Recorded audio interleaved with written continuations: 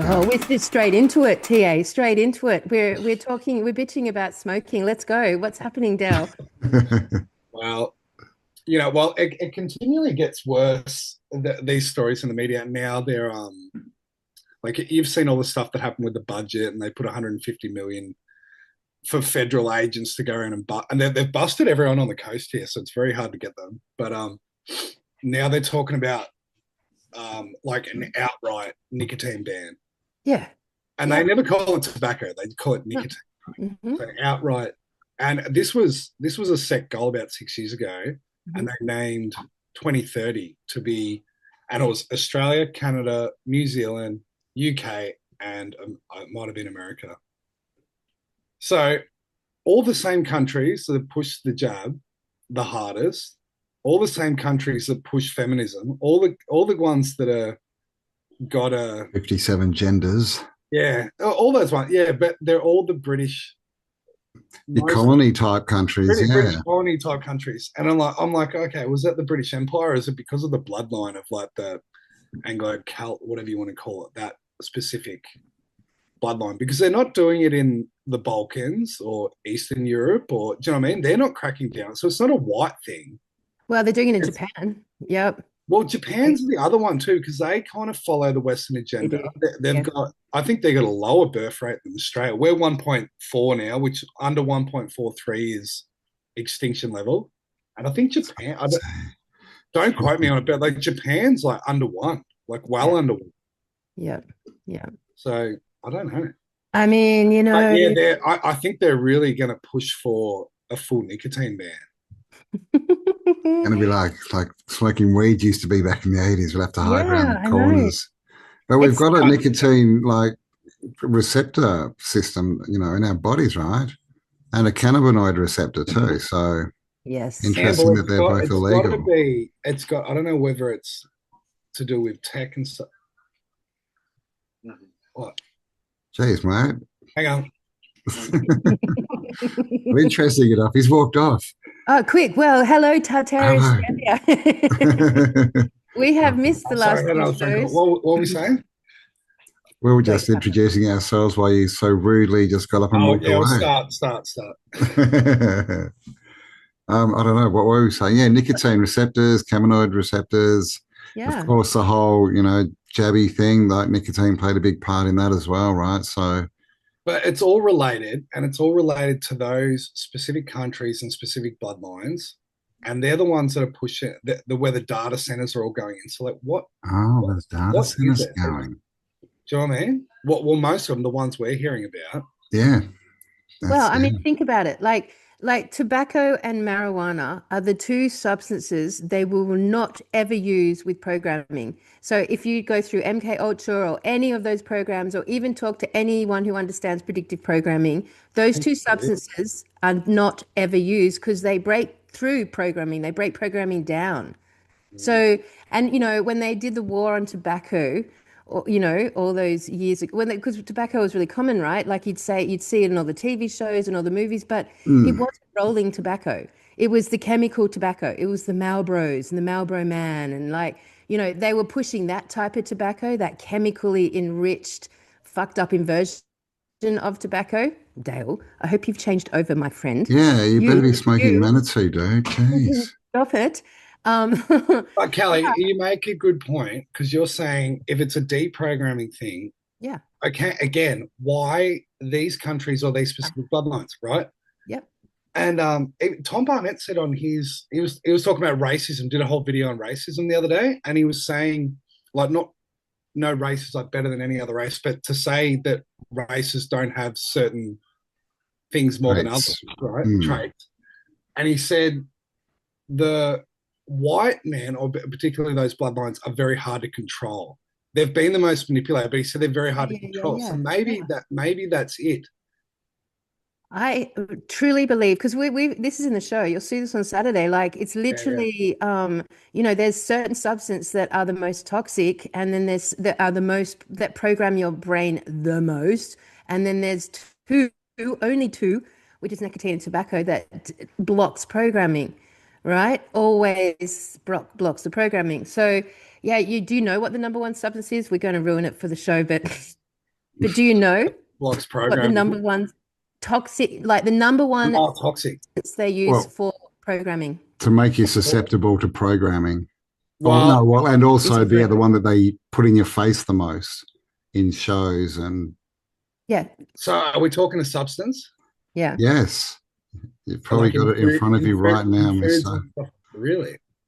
It's the number one thing you will see on all TV, movies, everything to do with their media that they push out. You will see it in every scene, in every fucking series, TVs, movies, you name it. Number one, the most highly neurotoxic substance in the world makes you the most susceptible to programming. What is Wheat? it, Dale? Wheat? No, Sugar? no. Oh, water? Oh, No. God, hope not. Well, some of the water, I'm town good. water, I'm not. Am maybe. I going to guess it? I'm not going to No, guess it. well, look down. Is what's in your mug? Tea. Oh, it's not tea then. Thought you might have had a coffee in there. I was going to say coffee. Please don't. My mother would It's love you. coffee. It's It's coffee. It's coffee, man. coffee. It's devastating. I've still Yeah. got to get off it. It is the number one neurotoxic drug that engages your mind in programming. So if you look at any TV show, series, movie, every scene will have some reference to coffee. They're drinking it, they're at a coffee shop, they've got coffee in the background, they're around coffee. There's coffee in every motherfucking scene. Yep. Well, it was pushed on the culture, the whole Starbucks thing, and obviously Bill Gates owned Starbucks, didn't he? I think just Well, the, recently he got it. Yeah, yeah. well, the There you go. first one ever. I went to the first Starbucks ever. It's in Seattle. It's like a thing. But yeah. Okay, I'm not. Yeah, I'm not surprised by that at all. And of course, Starbucks, right? The symbol, Well, we should do a whole show mermaid. on the history of coffee. Oh, Yeah, yeah. yep. And we should do a whole show on it because the coffee shops became a thing all at once. You know, it's like vegetables being released into the population. It happened all at once, and coffee's the same. Well, yeah. Suddenly, Do you coffee, remember all the coffee palaces coffee that you palaces. see Yep, through Tartaria, right? These yep. massive, massive buildings called coffee palaces. Really? Mm-hmm. Well, Mm. I remember Yeah. I was visiting my cousin in Milan, and we went to go watch a football game, and like in the winter there it's dark at about 3 o'clock. So it must have been about it was just getting dark, so it was like 2 or 3 o'clock in the afternoon, and we went to like some little cafe, and I said, "Oh yeah, I'll grab a cappuccino or something," and they actually laughed at me, and they're like, "What are you doing?" And I'm like, they go, "You don't drink coffee after I don't know 10 or 11 or whenever they do it." But they were repulsed and they thought like the guy's not even going to make one for you. So like they won't do it. Whereas here, Funny. we'll have a coffee Yeah. late in the day.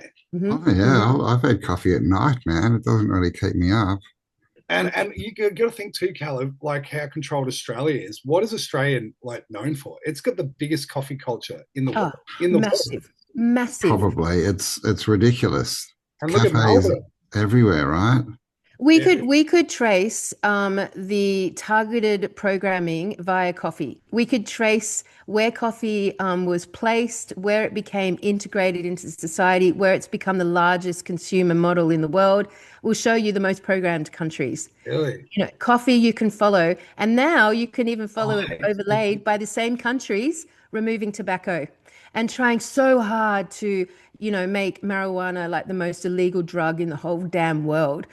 So like you can see it, it's very obvious. Weirdly enough, I've never Mm. drunk a cup of coffee Yeah, well, ever. they were clearly losing the marijuana war, right? That's why it's all gone government now, so they can spray it with all their crap, yeah. control what we're getting. Mm-hmm. Mm-hmm.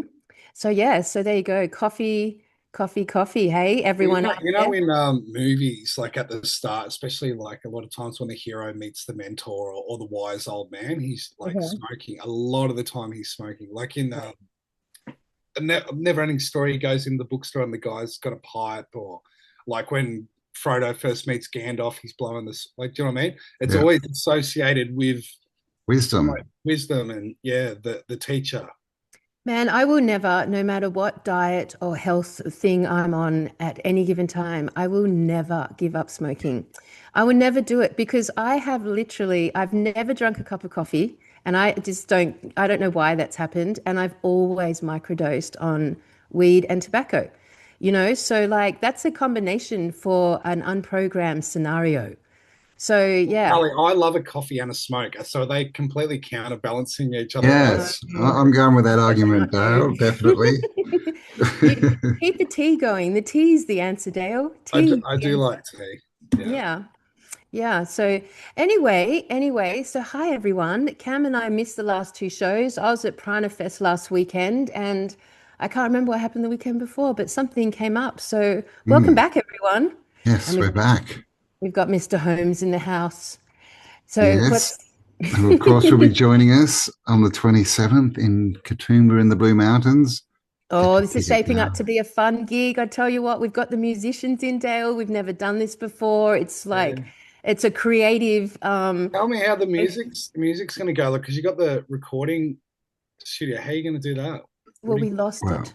Oh, you lost it now. We did. We got yes, kicked they out. cancelled on us, the Fuck bastards. it. What are you going to do? Where are you going to do it? Or are you not? Well, No. Yeah. We're no, doing no, it. we rented the hall that we've got for Oh, four yeah, that's days right. now, so they're going to be practicing and playing there. We always get kicked out at the last moment. We're so used I to it. It know, doesn't right? phase us ever now. Our But reputation basically, precedes us everywhere. basically there was too many musicians for the studio and they freaked out. So, which is better because now we've hired like a theatre, which is we've got for 4 days. So musicians have 2 days to get their musical heads on and sync up and strive for synergy and see what it looks like when all these unknown musicians come together from the community and do something together. Like it's a creative experiment, which obviously I fucking love. And we're going to do it and record the concert. So the recording we make of the concert will end up being a vinyl record. It's Or, going to be or, very or a exciting, TDK cassette tape. or a CD. It's just Is not going to CD be. retro enough? I guess they came out in the 80s. All right, we can go It's just not CD. going on fucking Spotify. I refuse.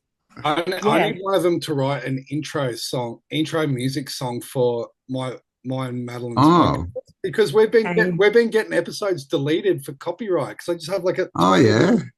Yeah, yeah. I know, right? You need your own music, mate. You need your But own band. they never used to do that. And I only play like a slight, and then they've been taking episodes down. So like I need some original music. Yes, well, that's why we started this because we also wanted some original music. So, and at the Jolly Swag Tour, Felice came forward with the first TA song, and that's where the whole idea came from. And she's in the Blue Mountains, so we went to the Blue Mountains, and now it's snowing, and it's going to be fantastic. And it's really hard for everyone Yes. to get to. It's a Jolly Swag Tour because it's a fucking mission to get to the Blue Mountains for everyone, and we're going to be so Mm. cold. Rug up, I'm everyone. gonna have to Given bring that, out the Catmandu jacket that I haven't Yes, worn for about 7 years. yeah, I yes, had to go bring and it buy a out. new jacket. I'm a bit scared to tell you the truth, but it's going to be awesome, guys. 4 days, 3 days, yeah. Yep. Concert, full 8 hours, and then a Sunday with Dale and a Mr. few other Holmes. special guests. Yes, and we'll see how it all unfolds. And of course, the social night on Saturday night, which is always really fun. And we should have about 100 and something people there. So watch out, Katoomba RSL. We're coming. Hope you get this morning. But yeah, it's going to be a fucking excellent weekend. And that's like literally in 2 weeks. Something, yeah, it's in 2 weeks. In two It's weeks, yes. yes, Saturday of 2 weeks. Mm, Woo! Anyway, it'd be really great, Dale, because you get to see the whole show. You haven't seen one for ages. No, it's been And a while. yeah, mm. catch up on the theories. Did you watch our Catacomb episodes? I did, yeah. What Oh, did you think? I watched one for one, yeah. Yeah. Yeah, Was that the one about the Empire of the Dead? The very first one? yeah. Interesting. Hey, what were your thoughts on that? I don't know. It's another. I mean, I found it really interesting about the bones. Like, I mean, you've Remembering. spoken about the graves and stuff before, Yeah.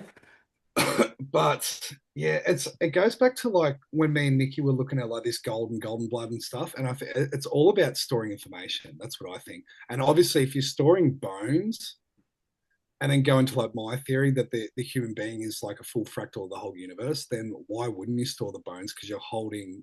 If it's all Mhm. about information, Mhm. you're holding something that lasts a very long time. Well, it never ever breaks down. And Bones then never yeah, break it's down. I think it makes a lot of sense that it's part of almost like a technology to trap within the realm. Yeah.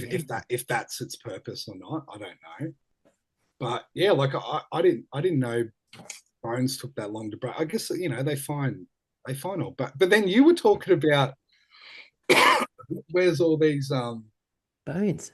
no, no, like where's all these Yeah. all the wars and the crusades. Vikings Yeah, and like the where are fucking all those bones? yeah, yeah. Where are the bones?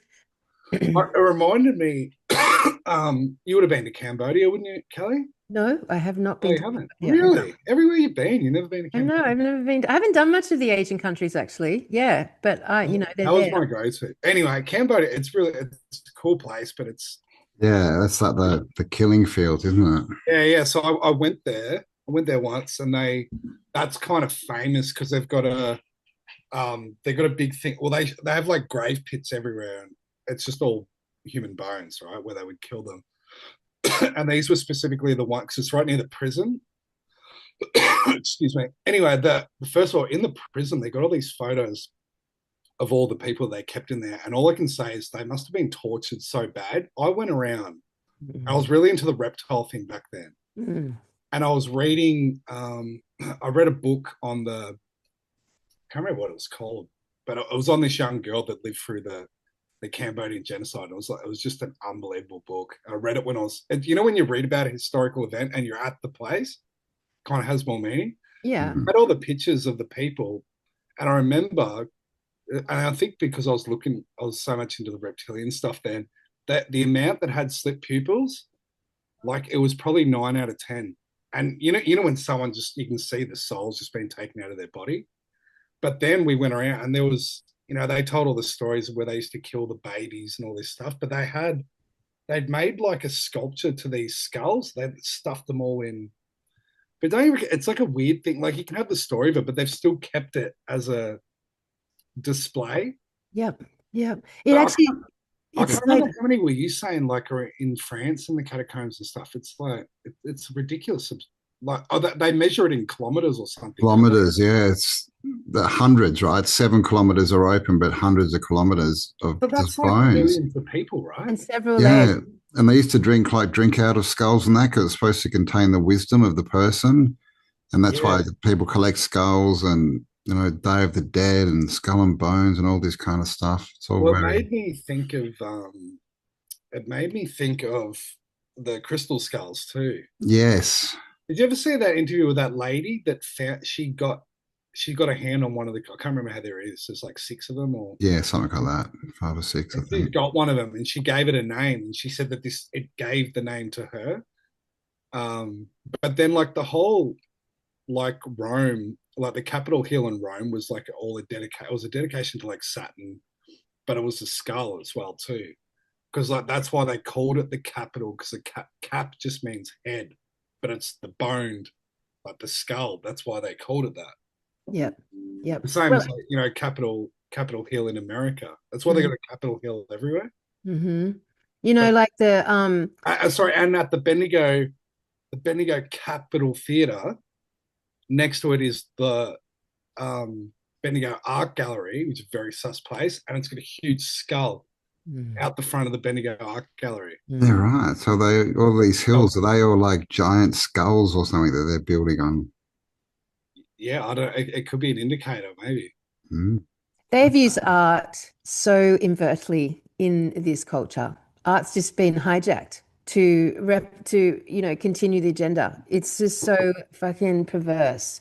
They can take human creativity the way that they have. It's really bad. But with the catacombs, that's like basically as we got into it really deep, and I've gone even deeper, they're everywhere, Dow. They underpin all the capital cities of the realm. Like, and they're like hundreds of, if you can imagine the giant trees creating the root systems that went the whole continent, which became the tunnels, so much of those tunnels are now full of skulls and the leg bone all Femurs, arranged yeah. in patterns, in exact patterns, all for hundreds and hundreds and thousands of kilometers, like going across countries. The network's so big. Like we're literally underpinned by the Empire of the Dead, literally. And then there's this massive phenomenon of all these like mausoleums, basically cities of the dead that are above ground, all over Europe for sure, where you go in and they're like miniature Tartarian houses. And there's streets and cities and all designed as crypts. So if you start to research crypts and mummies and it is in the crypts of our world almost, I would say, supersede the population. And like that is so fucking weird, man. How is that the case and no one ever thinks about it? We've literally got more In bodies on this people. realm, skeletons than people.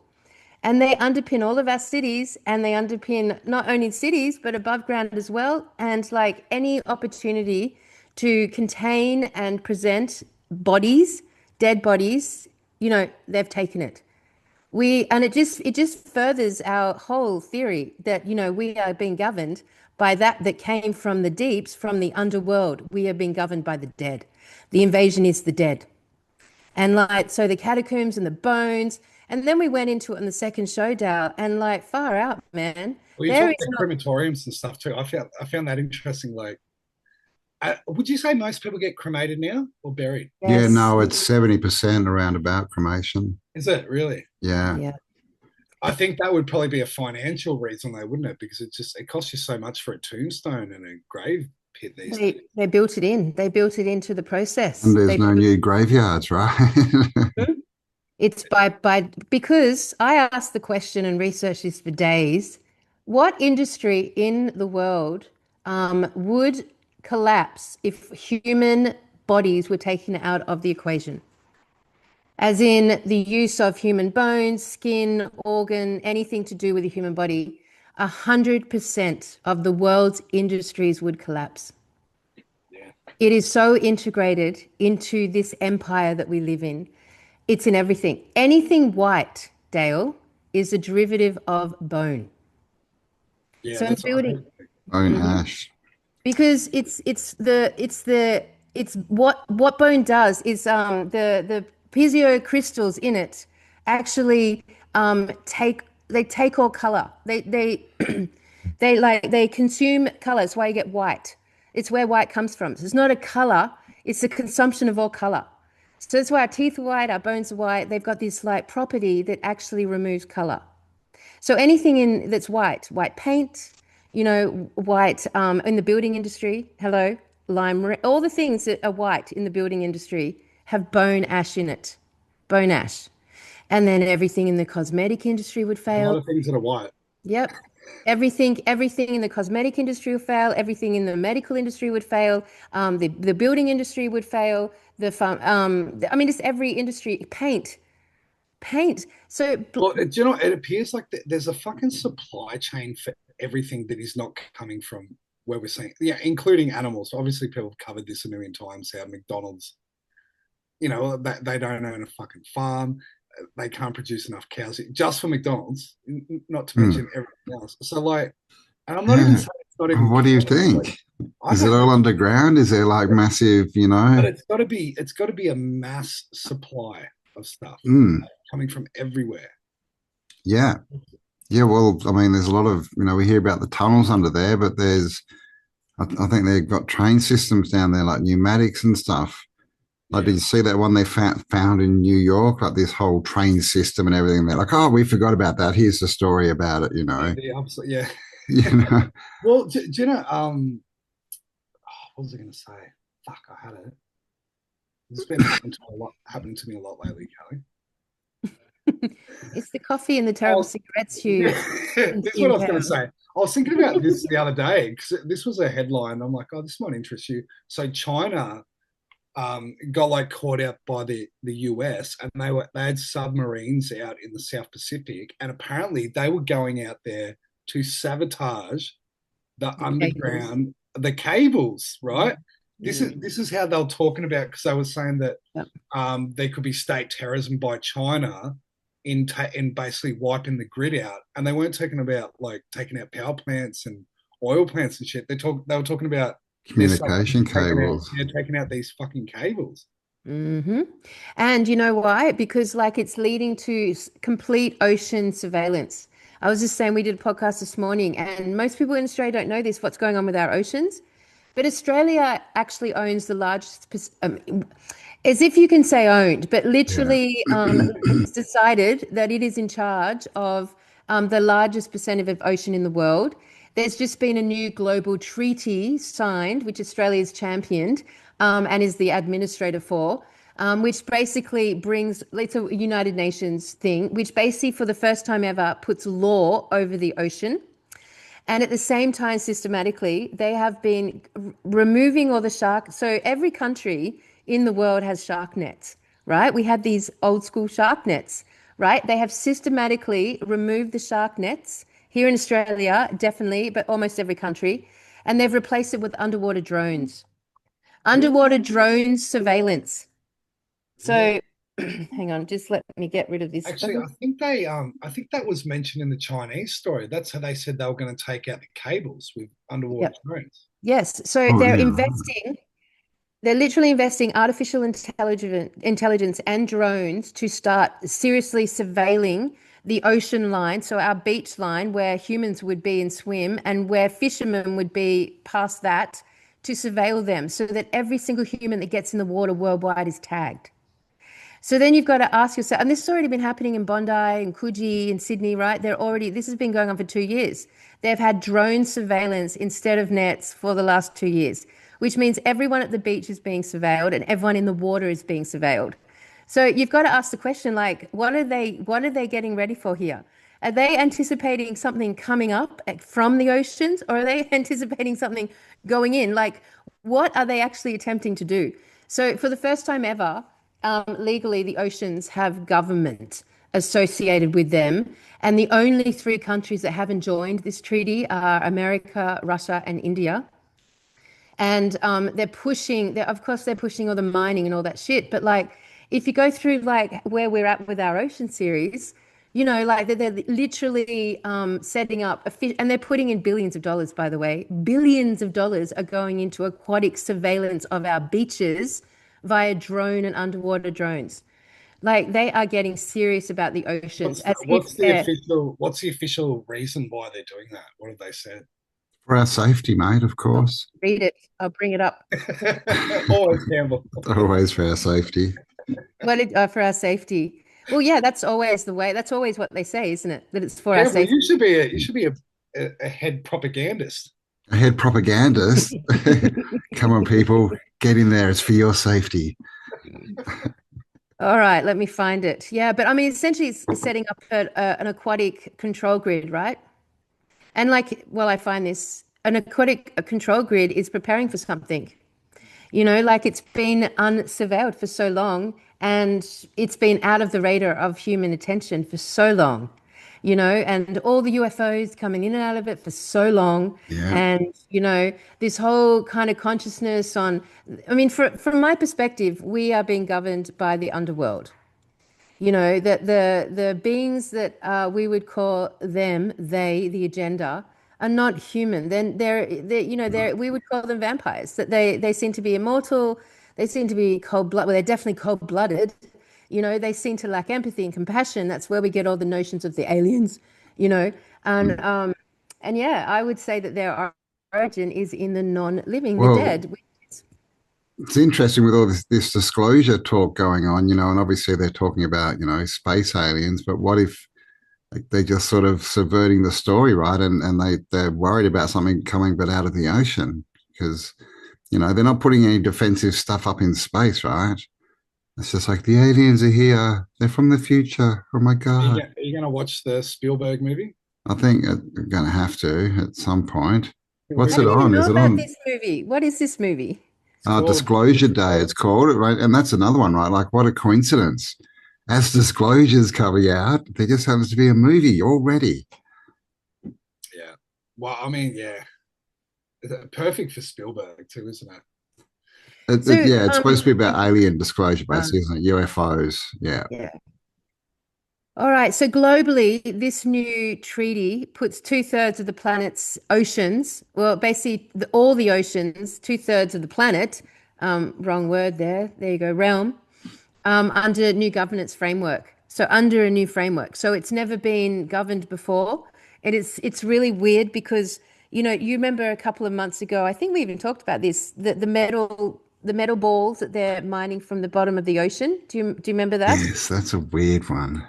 It's a weird one, right? It's a weird one. Do you know this, Dale? You know this? Yeah, yeah. I heard you talk about it. Yeah. So yeah, so they're basically all like it's all coming up to sort of like basically legally support ocean mining, basically. And they've never been able to do it officially and formally because there's been no governments there. It's like whatever belongs in the ocean is meant to be for all of humanity. That's why people should be allowed to fish and be in the waters. It's freehold. That's where we get the notion of pirates from, that we can travel freely across the ocean. But this new treaty that's been signed, it's been signed, it's done, it's happening. It changes that completely. So where fishermen used to be able to fish freely in the waters, that's now becoming marine parks. So fishermen are going to lose their industry. They already have actually in a lot of ways around Australia. People don't even know. We don't have our attention on the ocean at all. We don't even know what's happening. But yeah, for fishermen, they're losing So, the and rights you to said fish. America, Russia, and India, did you say? India, India. Well, they're three big countries with three big fucking coastlines too. Yep, yep. Yeah.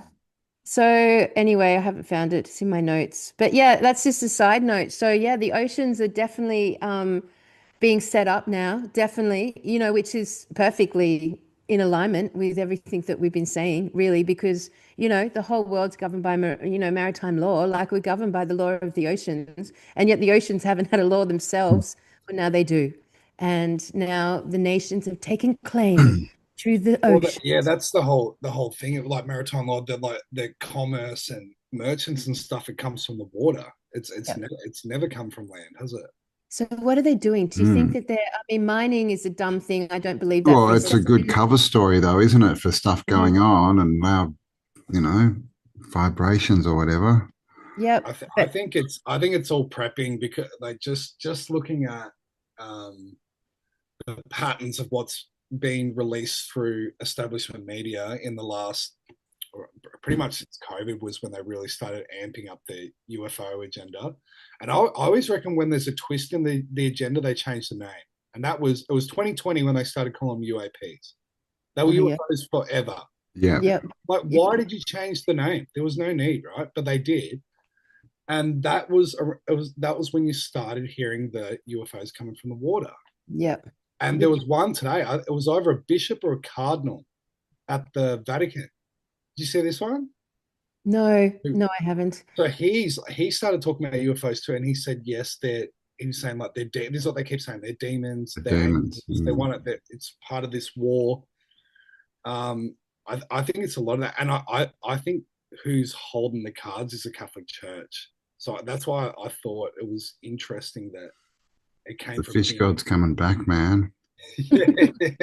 I mean, You you know, know, that is the fucking fish god, And I isn't it? mean, yeah, it could also be, obviously Agenda 2030 is what they're, pushing. And so it could be, border control as well, just as a boring side note, just to stop us traveling, right?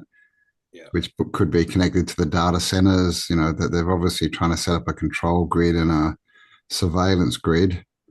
I But mean, it's pretty devastating. didn't the data centers come into the consciousness real quick? Oh, very, very Like, quickly, right? all of a sudden, they're building one here. They built, like, no one's really even heard of it. I mean, I hadn't really until No. a couple of I months don't ago. believe it. Yeah, it's Yeah, one yeah, I thing's don't know that nowhere I and it's believe it. everywhere. I don't know what's happening. Have I you think it's all have you talk. seen the locations they're doing them in Melbourne? I, No. I've seen that there was some big thing out near Ararat or Ballarat, like a big Yeah. electrical installation getting ready for them. I mean, it could just be a land grab, right? Just because they're buying so much land up. Could you? But yeah, I highly doubt that they're for holding data chips, right? Because we're running AI right now. The world jumped on, and it's just gone through the roof in the last 2 years, and they haven't. It's run without all these data centers, but now they suddenly need, for what is it, 4,500 in the next 4 years in the USA. Yeah. It's I found that this headline: Cardinal McElroy removes priest from exorcism ministry over UFO demon comments on social media. That's what You're it was. right. Well, in America they called all these pastors in and high sort of pastor type dudes, and yeah, like apparently inform them all that they need to talk to their congregations because there's aliens coming and it's going to be, you know, all this stuff to deal with. But I'm pretty sure there too, they've said that they're demons. And even with the war, the Iran war, they've been telling the soldiers that it's a holy war now, and it's and you know Trump's a thing, and you know he's like the reincarnation of Jesus, and then we've got the whole blue beam, and everyone's like, are they going? Is it going to be Jesus that's coming back, or the fallen angels, or someone else from the Bible? But I mean, they've been pushing this since World War II, the UFO agenda, right? So it's like I It's a don't believe loop, in space man. aliens. It's a loop. I I'm think, yeah, The thing that disturbs me about the underwater drone scenario that they're putting around every continent and every country is that they could easily be programmed to shoot every dolphin and whale that ever comes near them. They could be a war against the ancestors, the mammals, You know, there could be a war against that. And they've already been doing that, but like it gives them so much control to kill anything, you know? And if all of this is coming from the oceans and the invasion came from the oceans and religions came from the electric, all of it leads back to the oceans, then I have a feeling this grid that they're putting around the continents right now is a defense mechanism. Because mm, when you talk, because religions to me are part of the aquatic takeover, and I should be more clear than that. They're part of the invasive takeover, which does not represent the aquatic realm by far. And I think that the aquatic realm itself exists in full force. And I think that, they themselves are at war with this invasion. So I mean, I'm just like, watching to think, well, could the aquatic beings be, ready to return or ready to defend or ready to bridge the gap again? Like, when you hear all the fucking boring Christian stories about Satan's season and they're running, you always hear they're running out of time, they're running out of time, they're running, that like loop, they're running out of time, they're running out of time. Well, maybe there's something else going on. And if anything else is going on, if there's anything else going on, any concept of any change in all this, it is going to come from the oceans. mm.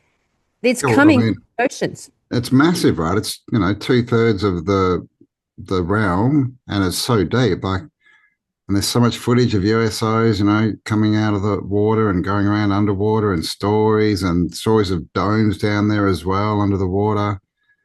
So we just don't know what's down there, right? I mean, we get Aquaman and we get all these, you know, stories, King Neptune, you know, and they've just, and all they need to have, because we've got the mermaids and stuff everywhere, right? All these stories from antiquity, they just haven't really been around for the last 100 years, right? So it's not like it's just been taken out of our consciousness, right? That there could definitely be a huge civilization down there, and there probably is. Fuck yeah. Anyway, off the ocean topic, we're going to talk about that all together live Yes, next come see us live, weekend. Katoomba. Yeah. If you want to know the full story, come to the live event. There's a lot more to say Bring about your this. beanie. So tell me something else. What else have you been up into? What have Like you been into? Are you What's still I that? working? Are personally, you still scaffolding? Oh, I'm doing that, and I'm doing gas installations. I'm so pissed off this week. Do you know what I found out? My fucking so my email account got hacked, right? About I don't know, about 5 months ago. So I've lost all my email contacts and that and everything that goes to there. Then I find out I get a letter in the mail. I've got like thousands of dollars worth of fines, and they're like, you've been driving an unregistered car. And I'm like, well, if you can send me a fine in the mail, can't you send me one saying, hey, your car's unregistered? But yeah, apparently it's not registered. It was going to my old email. So then I had to get like, and I'm like, I just got insurance 3 weeks ago, and they looked up me. Do you know what I mean? So mm, I've been fighting that. And then, in New South Wales, you got to register your car. hmm You have to fucking go get all these hmm fucking things, and then they're like, "Oh, you got a dent in your windscreen. You need a new hmm windscreen, and then hmm need a new." Yeah, roadworthies. I know, Oh my right? god, I was Yeah. furious. And then I went in, and then I finally done all that. I'm like, it's cost me a fortune. Then I go to register it, $100 registration, $1,400 stamp duty, plus four What? hundred dollars car No. tax. What I is I know. stamp was looking at, I duty? was looking at, Like, I'm like, what does that even mean? Was there supposed to be a duty on sending something? Because they're not stamp duty sending is anything it's anymore. officially just to say that this is official. This is That's, official. so they can give it the rubber. I was like, I was going to punch someone. So Man, That's the Australia is plan, so isn't it? expensive. That's the plan. Drive us crazy with their middle management. That's their plan. that is the plan. So Stop. anyway, I was thinking of what I was going to talk about on the day. I actually wanted to go into nicotine, what I was talking about at the start, and like the Favorite specific, topic. like, and I haven't got a conclusion on it, but like I just think there's something there, so I'm going to keep digging. But now, isn't Nikki's going to be on there with me? So we're Yep. gonna like shift it It's all up. coming up. So I think Yep. so. I think we're going to talk into basically everything that we've been doing around the Shrine series in the last few years with Nikki, which kind of like a lot of Nikki series go into what you've been talking about anyway. So I think that's a better avenue for the day. Cool. Hmm. Yeah, we were supposed Cool. to have a chat with her, maybe like last year or something. It never happened, Yeah. but So we like when she came on the other day, she was like, Nikki's really big on taxes, and that's actually what when we started looking at the shrine was the first thing that like came to being was like these taxes and that no one wanted to pay for this thing. It was in the depression, and that income tax got brought um, in World War One. But then she started going to like this whole Ansett thing, and there were like two different pilots that were basically had worked out they didn't have to pay income tax, and they won the case, and you can't find it anymore. And then straight after it, Ansett Australia went under. On what day? 9/11, 2001 is when is the it was like they oh, shifted everything. in 2001 as well. Yeah, so Yeah, right. it wasn't just the missing trillion from the Pentagon or the Department of Defense or whatever it was. So it was. I mean, there's probably a lot of things that happened on that day. That's what I'm thinking. I wonder what else went down that we just didn't ever notice because everyone was focused on the towers, right? Yeah, and then I found it interesting too because I didn't know this because I'm like, oh, who owned Ansett Australia? It was owned by Bob New Zealand. Ansett, wasn't it? Sorry. Bob Ansett, didn't he originally? Yeah, no, but then it had multiple successors after that. So the final owner, oh, I have to look his name up again. Anyway, we looked him up, then I went to Was his his name Bin Wikipedia, Laden? and he's like, he got done for having child abuse material on his computer like 3 years ago. But anyway, then it got bought up from the by the New Zealand government after that. So it's actually a state. Oh, New Zealand Airlines is actually a state owned airline. and that owns Ansett. No, no, so no, the New Zealand before it was a state owned. So after all this happened, Ansett went down, and then New Zealand took over and took over New Zealand Airways. But I would think New Zealand Airways would be pretty important too, just by its location, proximity to Antarctica and stuff like that. We know like Obama went there the other year. Now, like what is his name, Peter Thiel, he's just bought at this big place in Argentina. So it seems like, and like this, that was like my theory for a long time that there's actually like that flip energy actually change is in everything. So you'll experience it in everything. That's why I found like when Kelly said like there's this reversal. I think like a lot of coming back to being is actually reversing everything, and I think that that's actually going to manifest in the planet. Oh, it's so interesting. It's so interesting because I'm down on the truth community at the moment. Like I'm down. Yeah, My energy for it is done. It's off. It's off. It's off. And I'm not like not dissing anyone but myself, but because I've realized that the entire truth community is subject to the harshest predictive programming in the world. Like there is nothing that's come out of the truth community that has not been an aspect of predictive programming. And it leads us to this sense of, essentially, hopelessness, like this sense that, we have no power. The enemy's so formidable and huge. well, It's it's like a certainty. It's a belief in a certainty of something. Yep, yep, yep. And every aspect of it just adds to the next loop. So it's like this perpetual, ongoing, looping predictive programming. So if I apply like the Mandela effect to that, I would say that's representation of predictive programming.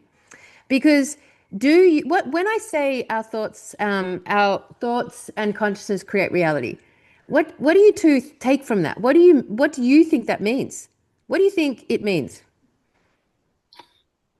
I think basically it means like attracts like as far as frequency. So, thoughts and emotions are a frequency, and so you attract the same to you. So, so I think it works more in concepts like for abundance rather than, a Mercedes sports, that's okay. I think it's, I think we just attract what we focus on and what we are.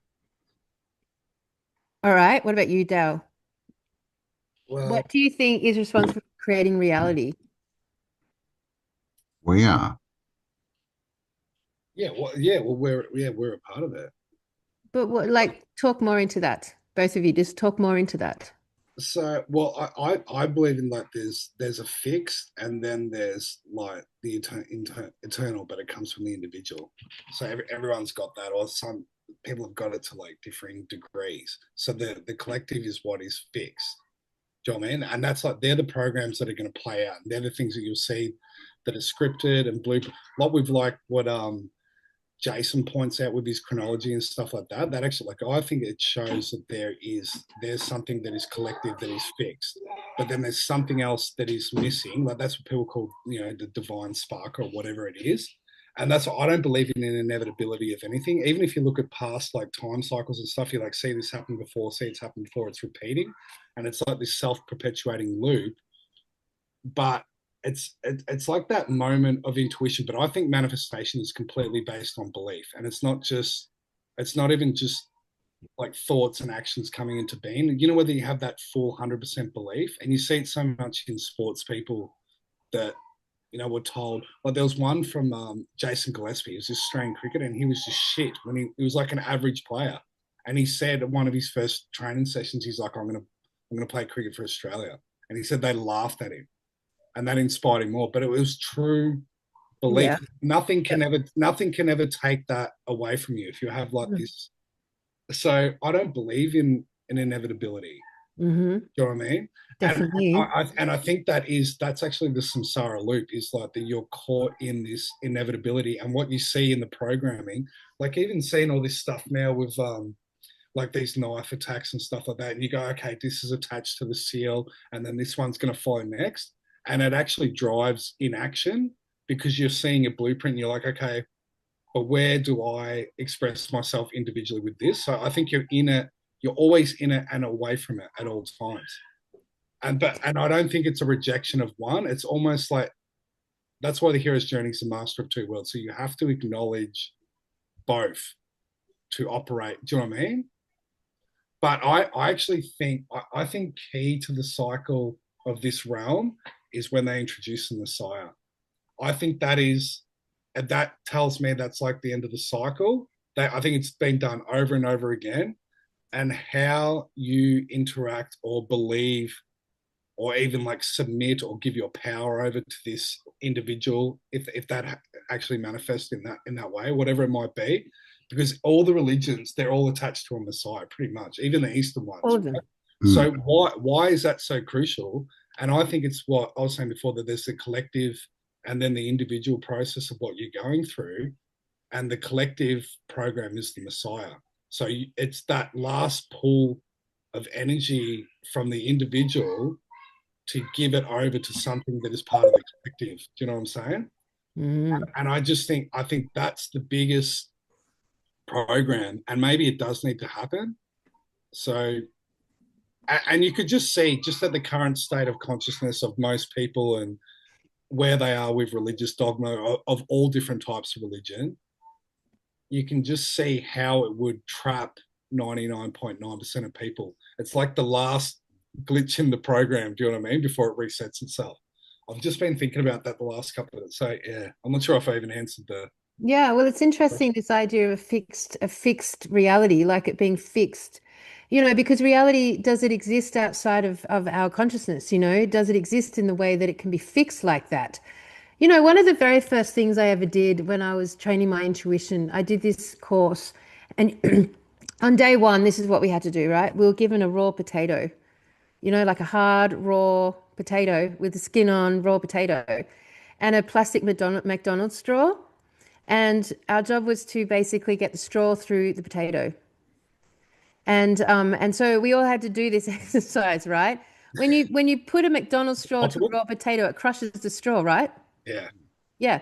But then like when you like focus in, harness your focus and then see the straw at the other end of the potato and do it again, it goes through like fucking butter. Did you do this? Yes. So you couldn't leave that evening until you had got the straw through the potato. Oh my God. I would have been there all day, Campbell. No, you wouldn't have. I It's know. quite amazing. But like that was 25 years ago, I did that course. And, I've always held this idea of how bendable reality is. And when I look at, this consciousness that we've accumulated here in the sort of, this truth movement reality, would you say that it slows you down, your vibration, or it speeds you up? Parts of it, Whoa, parts whoa. of it, yes, speeds, but I would say that would be the minority of what is out there. Mm. Majority, yeah, I would say, yeah, the opposite. It is designed to slow you down. It is a slow beat. It's designed to slow you down because nothing about it feels good. Even when you feel like you're uncovering something, it still doesn't feel good. Because then you're just uncovering a lie and to another lie and to another lie, and it feels disempowering. There's no information that comes out of it that feels powerful because every time you reveal something, a bigger necromancer's on the horizon. Every time you find a little bit of something, a bigger boogeyman is there to present itself. You're never in a position where you can ever get on top of it or effectively do anything about it. So it lowers your resonance, it lowers your frequency band. And in order for us to experience an entirely different reality, which is what everyone's wanting but doesn't know how to get to, we would need to speed up our resonance. Right? We need to speed it up. And it's designed to keep us slow, not speedy. It's designed that way. So everything that's been released, and every time anyone makes a reveal or a discovery, which can for a momentarily feel exciting, it will always be like layered on top of another 10 layers of boogeymen that are shit and that don't make you feel good at all. Even though Tartaria was like really magical and exciting, and we really did go into the dream of that, and it's been really fun. Campbell and I have kept it very fun there. But like it's still like this, once you realize you understand the power that they have to, eradicate or, misrepresent massive, massive bodies of work and how dumb we've been not to see it up until that moment. So Hmm. like the whole resonance of the realm of asking and keeping our eyes onto external variables is actually slowing our frequency down by design. So I, this is I think it's your relationship with information though too. So it's the intention behind it, right, as well. well, And let's talk into it. Tell me more, like tell me where in your experience your reality has increased frequency as a result. Like where in either of your experiences well, any part okay, of your life. well, for the most part, it probably hasn't come from research. It's more so like you take in or you discover stuff about yourself or the world either from information taken in or from experiences, right? So like I would say for the most, it's probably most people. It's experience whether it's like somewhere like where you've been out somewhere new in nature, sitting around a campfire or something, or going through an experience with a group of people. I think is a big one. Like like a small group, Connection. Yep. Yep. yeah, some sort of Mhm. connection, or even like a traumatic life experience, like the loss of a loved one, which that one makes you start to like question things and like what matters. And then the other one for me, like for information taken in, besides like all the stuff that we're into, is I find great truth from other people's stories as well. Either listening to them, but like particularly reading like an autobiography. But Tartaria was it was one of those ones when I first come across it that there was an excitement element. Yes. Do you know what I mean? Yes. So Agreed. Yeah. and I think like what I said before about if you're off camping or you're going on like a 3-day hike with somebody, like some shared experience with other people, and usually some connection to nature.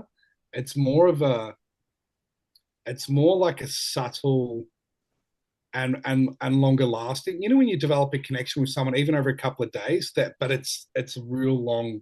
You can feel there was like a real bond. There's something to that, and even like what you gain from nature in that experience as well too. Whereas like I feel like a lot of the information, like even when I said about Tartaria, not that it was wrong, but it was there was like a quick, almost like a drug like excitement element. Do you know what I Yeah, mean? You feel sure. like something's cracked open and new information's come in. So I don't know. That's not really an answer, but No, I mean, no, no. Tartaria, yeah, it doesn't, it doesn't have as many dark sort of rabbit holes, but I guess with everything, it catches you up, right? And you spend your time sort of looking in down these rabbit holes, whatever, and it's not really fixing anything. But with most of these, conspiracy type things, they end up getting dark, right? And people get trapped down there, and they think the world sucks, and I would say it probably got more adverse effects than good ones, especially when you're in it for years, and then the other thing is, what can we change? You sort of get there, and then it's sort of like, well, fuck, it's too big. I can't change this. What do we do? So it puts you in that helplessness stuff. A lot of it leads you to, it's all fake anyway. So who cares? I just want to get out of this reality and back to prime Earth or whatever. So there's definitely a lot because we know that they always rule both sides of the argument, right?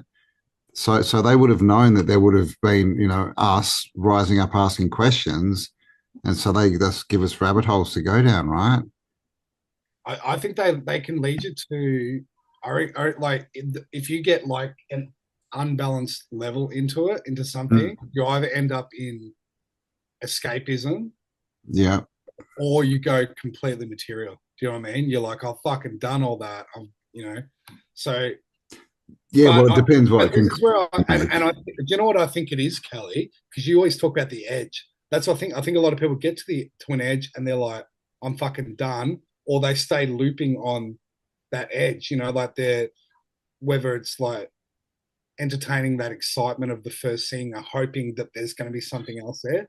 Whereas, like, I don't know, I feel It's like you guys, addictive. you're kind of like, oh, we've done that, we've brushed that aside. There's got, and I think that by doing that, that actually opens up because I think your intention is like you want to get to the truth, both for you guys, right?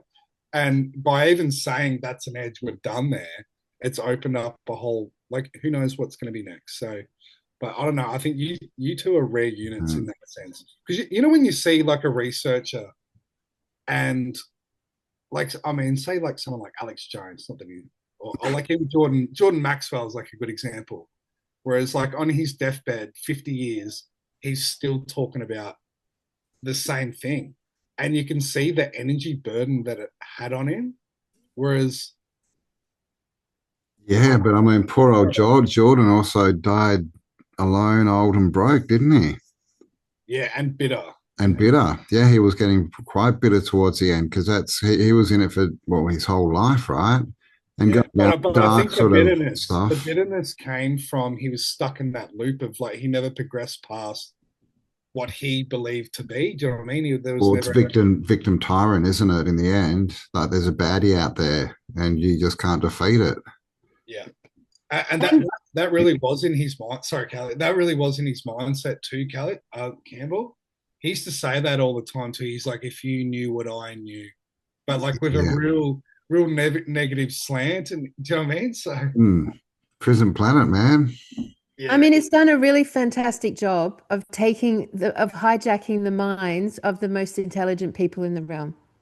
It's done a really terrific job at that because vibrationally, it's just like if we believe that our thoughts create reality and that we're bringing reality about as we're thinking these things, then we, the truth community, are single-handedly responsible for all of this, for Well, all of yeah. this, because once we started to focus on it, and I'm not saying that it didn't exist outside of that, but what it's done is it's hijacked the best minds of the humankind and put all their attention on trying to unravel and reveal this like never-ending Rubik's Cube that will never end because it will fill in immediately as soon as you've like seen something. All this other stuff will fill in. We saw it firsthand when we started doing Tartaria, which was really new and fresh at the time. Like there was nothing. We couldn't find photos. Like there was no context. And then suddenly, within weeks and months, the internet flooded with all these photographs and maps as if they've always been there. You know, I think like I started to do like pretty light-hearted comedy to start, like just, you know, kind of making fun of like the aspects of Byron Bay and like spiritual things and spiritual people. I got to the end for that and I realized it was much bigger than that and realized, no, you need to go deeper and talk about those deeper things because as I said, well, as we said before, there's a hierarchy that happens in life and comedy can break that down, you know, take people off their high horse, make fun of the elites and make fun of these power structures. I think that's what comedy is really for, is to mock the power structures. Yeah, and people that identify with them, like people that prop them up. Comedy is going to be under attack soon in terms of like what can be shared. Do you worry about that? Or are you kind of like just ready to go for it? I'm not worried about it. Like I've thought about the worst case scenarios and I'm ready to go there. So that's fine. I'm not worried they're going to take comedy down. I don't know if you guys saw, there was like a roast. It was a Kevin Hart roast. Like, and there was a few comedians like Shane Gillis, Tony Hinchcliffe, and a few of them made jokes about Zionism and about like children dying in Gaza and stuff like that. And I could just see like that's pushing the boundaries, right? Because that's the things you're not allowed to make jokes about, or these elitists say you're not allowed to. And which is the funniest type of comedy, is when you're not meant to. I feel like the most distasteful jokes, like you said before, like the ones where you're not supposed to say, they are the funniest because they catch you off guard. You're like, oh shit. I used to like fat and skinny jokes. I'm like, fat and skinny went to bed, fat rolled over, skinny was dead. Fat jokes are always funny. If you were fat at school though, they were usually the funniest kids. Don't you reckon that's like a generalization that's true? You just know like the funny people have been through some stuff, right? Like that's, you have to develop a sense of humor. So people with Down syndrome, they're so funny. It's a generalization, but I've seen a few and they're just so funny. And yet, like, if you made a joke about them, all the woke people are like, you can't say that. But it's like the Down syndrome people that are laughing. You know, Americans call them downs. Like, you know, we say downies in Australia. They call them downs. I fucking love that. Like, really down. Yeah, because like, I love the downs, man. That's the best account on Instagram is like Clayton's World. Are they in Perth? Nah, they're in Wollongong. Must be another downs. Maybe it's a different one. Anyway, see? so generalization, it's true, they are funny. to get back on to like,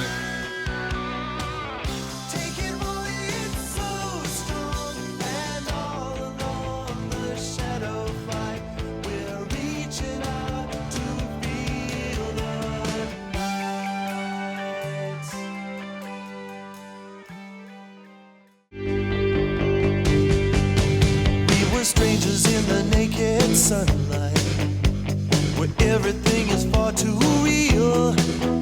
From your eyes that smile through the dark. When we started doing Tartaria, which was really new and fresh at the time. Like there was nothing. We couldn't find photos. Like there was no context.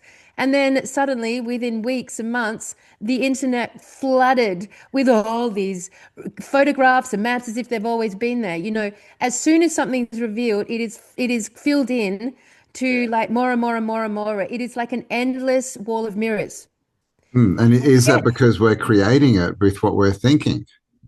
Well, we're certainly maintaining it and bringing it forward. But that's side note, because we can choose to do that because we're fantastic creators and we have very addictive personalities. So we can choose to do that. But the thing is, upon doing it and thinking that what you're doing is advancing your consciousness by knowing this is basically stopping you from advancing your consciousness. Because you're not putting your consciousness back onto thyself. Your consciousness is fully immersed and engaged in the next reveal, the next wall of mirror, the next wall of mirror, the next wall of mirror. And so we're in this constant, like, the next thing, the next thing, the next thing. And it's all very addictive, because that's by its nature, it's predictive programming. Like David Icke releases the reptilian agenda and the matrix model, Dale, like straight up when we started reading it all those years ago. And then that just became the truth community, and so that was the next wall of mirrors, into it, onto it, onto it, onto it, onto it. It's so easy because repetition is how our psychology works. It's so easy. All we have to do is repeat it. And now, 20 years on from David Icke's novels, which everyone read and thought, oh my God, we're in the middle of revealing the truth. Like, we are special people getting all of this. And now we've got social media, which is like, what an idea. And the whole truth community rears up and says, that's false flag, or that was, that's like a false agenda, blah, blah. But then it just gets repeated, the wall of mirror. And so you only have to see something for a few hours on repeat. You only have to see it for a few days, and it's integrated. You don't even know it's integrated, and it's fucking integrated. And so then it becomes part of the story. So this is like never ending, never fucking ending, and I said this on the, yep. So I was going to say, have you seen Planet Mind Control, Dale? No.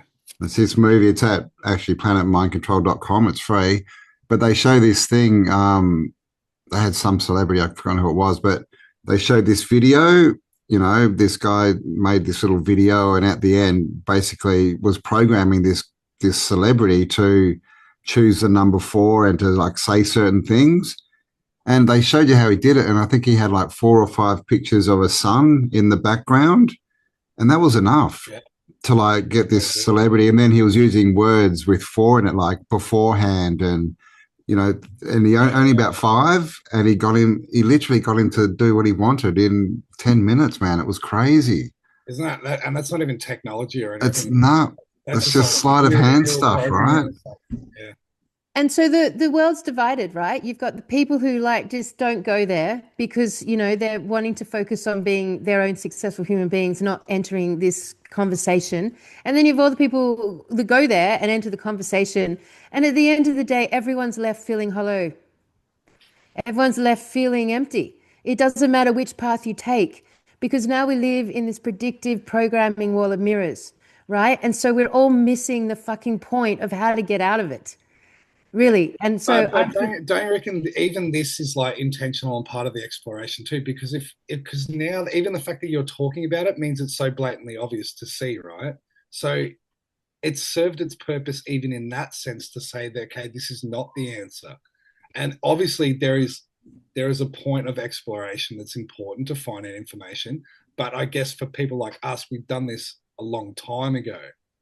And the show of looking at where it is in 2026 seems a bit fucking ridiculous, especially those that are newly kind of caught in the net. But do you know what I mean? I do see that it has its purpose, even now for the point that you're going, like, this looks ridiculous looking from the inside out. And that's something that I've been a part of, do you know what I mean? Before, like prior. But I don't know, there's levels to this game. There's levels to this. There's levels. I mean, but it all comes to like self-questioning, doesn't it? Like it really all does come back to yourself and your own environment and what you're doing. And I agree, like the topic of what you're saying now about creating your own reality. I toy with this all the time because how many people go like, I feel like I understand what I am like in an eternal level, but then I can manifest anything or be anything I want, but then there's an immediate no there. Do you know what I mean? Yeah. So and I get it, but there's glimpses of it. And do you know what I think it is too? Like for me, and it might be the same for you, is like, I don't know what I want. Mm-hmm. Yes. You know what I mean? Like, not that I can say I want the truth or I want this, but I think manifestation requires specifics. I want this. Well, you have to want it enough to get excited about it, right? So it has to be pretty specific. It can't just be, I want money or I want whatever, right? Freedom, because you've got to engage into it, I guess. But that's the thing. Like, I don't think most of us probably really know what we want because we've been chasing other people's stories, right?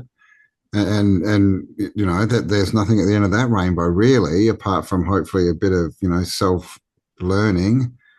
But this is the thing. And everything that we do get basically put up to us as what should be our goals to be successful. It's all from the system, right? More money, bigger house, better car, hotter partner, whatever it is. So, I think, yeah, just across the board, most people don't really know what they want. And so I that's know. another problem is all this stuff is a good distraction from that, right?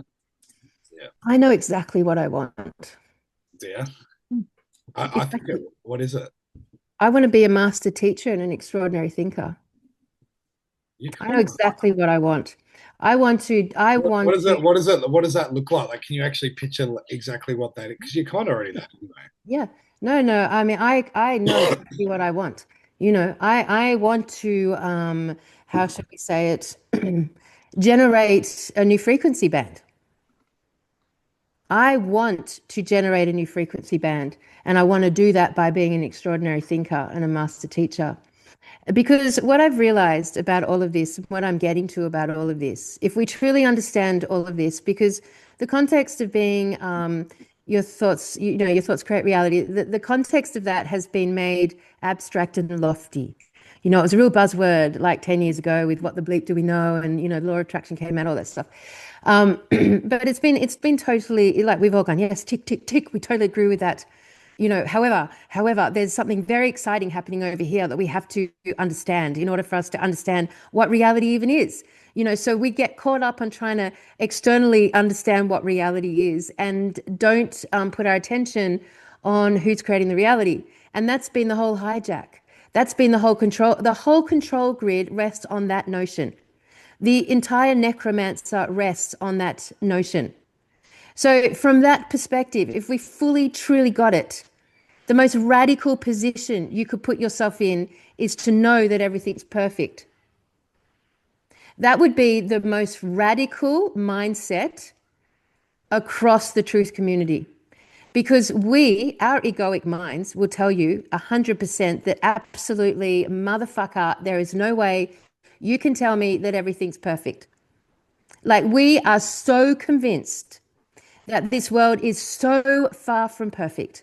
We are so convinced that this world is so fucked up, that it's so screwed up, perverted, imperverted, like it's so full of the worst horrors that you could ever imagine, and we have zero power to change it. We're so convinced of that.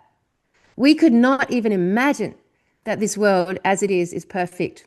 And that is the end result of the predictive programming that we have been born into. And every good, conscious, intelligent creator mind that has fallen into the genre of seeking the truth has not been living by this concept. You've been seeking the answers in trying to understand the end result of programming from a whole bag of consciousness that's completely horrified and traumatized right now. But if we truly understood, Dale, we would truly start to get our heads in the right mindset that everything is perfect. How unexciting is that? How unaddictive is that? Doesn't it just loses all its romanticism, doesn't it? It's true, because do you know why I don't know if even this is built into our psyche and our physiology, is the destination. And in all storytelling, right, too, there is the end goal. Exactly. Because when you hear, like, especially in the new age, they talk about like 5D or the new electronic. Yep. And like in the Q stuff, it's always about, like when we take them down and they're like, we restore, or all these types of things. But it's all based on a certainty of an end game. Yep. Mm-hmm. And actually, so with the hero's journey at the end, the final stage is the freedom to live. Yeah. It's not a perfection. It's to just letting go more. Yeah. Than gathering, Not much of a reward, is it? No, and the other part, get to live in this crappy world. You're actually like, when people say perfection, what do they mean? I think they mean stability. If people saw like this perfect Earth, they say stability. But by the very nature of this reality, there's never going to be stable, because it's based on light and movement. So nothing. The only constant is change, right? Period of what is perceived as stability, maybe for 1,000 years, but it's not. That's temporary. Do you know what I mean? So if that's what, so if perfection is the end game, there is no end game in a continuous, Yeah, a game. continuous cycle. Well, Yeah, The and end is the I think beginning. even now, even within the cycles, they're saying like we enter this peace and prosperity period, and that might be perceived as perfection or the end game. But Mm. then, yeah, do you know the other, like if evil doesn't exist, But where's the friction I mean, that's another with story, good though, if right? That we there's need this equality? duality and we need bad things to know what's good. But I mean, do we really? I mean, I'm sure that everyone would have fun just creating stuff, right? And, imagining things. I mean, I think that's another program myself. This whole it has to be here for us to grow. I mean, that's a good story, right? It's kind of like the Jesus, always just turn the other cheek, right? Like it doesn't matter that everything's shit. Yeah. It's just supposed to be that way. So. But don't you think, Campbell, that like in fact it is it like there is evil here. Like we can all Oh, admit that. Right? So yeah. just by the nature that it is here, although I agree it doesn't need to be giant, but then yes, it's like a paradox because it is. Because it is, do you know what I Yeah. mean? Yeah. At But I least mean, at least within whatever, even if we're in this distortion of what is the greater. Do you know what I mean? but by knowing that and naming that, we empower that. That, yeah. Well, unfortunately, is how our minds work. By knowing it and researching it and naming it, Yeah, we we create it. empower it. It doesn't, the empowerment of its reality and its truth in this frequency band is solely down to us. yeah. So Well, we are mm, empowering it yeah. by focusing on it constantly, Isn't that constantly. what happens with Voldemort, Campbell? That like because he's not spoken of, he doesn't exist, and it's like he we don't speak of, and then the more they give him more Well, power. yeah. This is the thing. Like we've all said, what is it? Where energy flow, where attention goes, energy flows. So just us researching the bad is putting our attention into it, and we're making it bigger, which is the whole conundrum with the whole truth seeking, right? Is we spend most of our time focusing on what we don't want rather than what we do want. And Because if what we we're want isn't. creators and we create that, then we're literally creating the problem that we've got. We're addicted. We're addicted to knowing the enemy. We're Yeah. addicted to naming the evil. We're Mm, addicted to, we have been programmed to form relationship with the evil. We've had to name mm. it. We've researched it. We've named it again and again and again. Like we're addicted to that It because I wants our tell you what, attention. if Mm. I said to you guys, like, you know, just like accept that the world is perfect. And I did this idea. So I was at Prana Fest the other day, and Zach Bush, who was like, I know from regenerative agriculture, he was talking about all sorts of things. And he was talking about the idea with Bruce Lipton, right? And but applying it to us and the truth community, what past what he was referring to, I was like, I just chewed on it all weekend because I realized that the programming is to basically control what we are perceiving by what we're focusing on, by what we're naming, by what we're putting into language, all of those things. Now, if I tell you guys to sit there for a couple of hours in meditation and know the world is perfect, like you would be very irritated by that. You'd be irritated. You'd be fucking irritated because your mind will be saying it's not fucking perfect. Everything's fucking shit, actually. I've spent my life understanding it's not perfect. There's no way you're going to convince me it's perfect. Fucking There is no stamp way. duty tax. That was not perfect. That's right. Like, Yeah. yeah, that's right. There are so many examples that we can collect in our everyday to prove to us and validate the world is not perfect. But can I say, like, if you were to hold the concept of the world is perfect, it would create a lot of tension. If you were to truly commit to that idea, you would be in a state of full on tension. Whereas you commit to revealing and naming the enemy, there's no tension in that. There's an addictive gratification. But if you hold the idea that's completely counterproductive to the programming, and that's why it's so radical, because it's literally the absolute opposite that you could go to with the programming. It's a reversal card. 100% to the absolute most. For someone to stand with all this knowledge and then declare the world is perfect, they would be, ridiculed. They would be ostracized. They would be, I could lose 100,000 people just saying it on this show. We'll probably get like no views, because like it is the most like annoying thing to say. But what if the true pathway out of this is to understand, like with your mind, that the world is perfect and you start to generate from that space? You would be in creative tension. And tension represents creation. So there's no tension within the truth community. There's no tension there. We're delighted in it. We're reveling around like big fat pigs, loving every single enemy that we find, loving every single bug and beetle and black goo and everything we can find and make sense and uncover and talk about. And it's just this constant gratification. It's not tension. We don't hold tension there. And tension equals creation. So the very biggest thing that's happened to everyone in this community is they've released their tension. They've basically gone to gratification and they're in a state of non-creation. And that is the ultimate goal of predictive programming. The ultimate goal. So the most radical disposition would to be think the exact and utter opposite and to hold that. Well, don't like in natural law, to create something new is the equal and opposite forces together to come in and create. That's how you create a child, right? You got a man and a woman, and then you have this synthesis that actually creates something new. So, are you talking about the polarity of holding both those concepts, Kelly? And then also, do you feel obligation then to, when you go down this and start thinking in this way, that I need to make sure what I present and talk about on here has got more purpose, or that I'm not feeding into that as well too?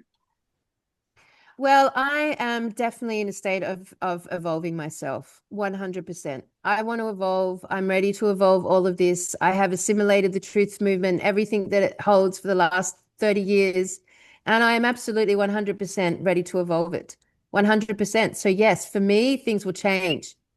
I'm changing it all. So TA is changing. Everything's changing. I want to evolve. I want to evolve it. And the way to evolve it is to start thinking in the most radical terms in opposition to it.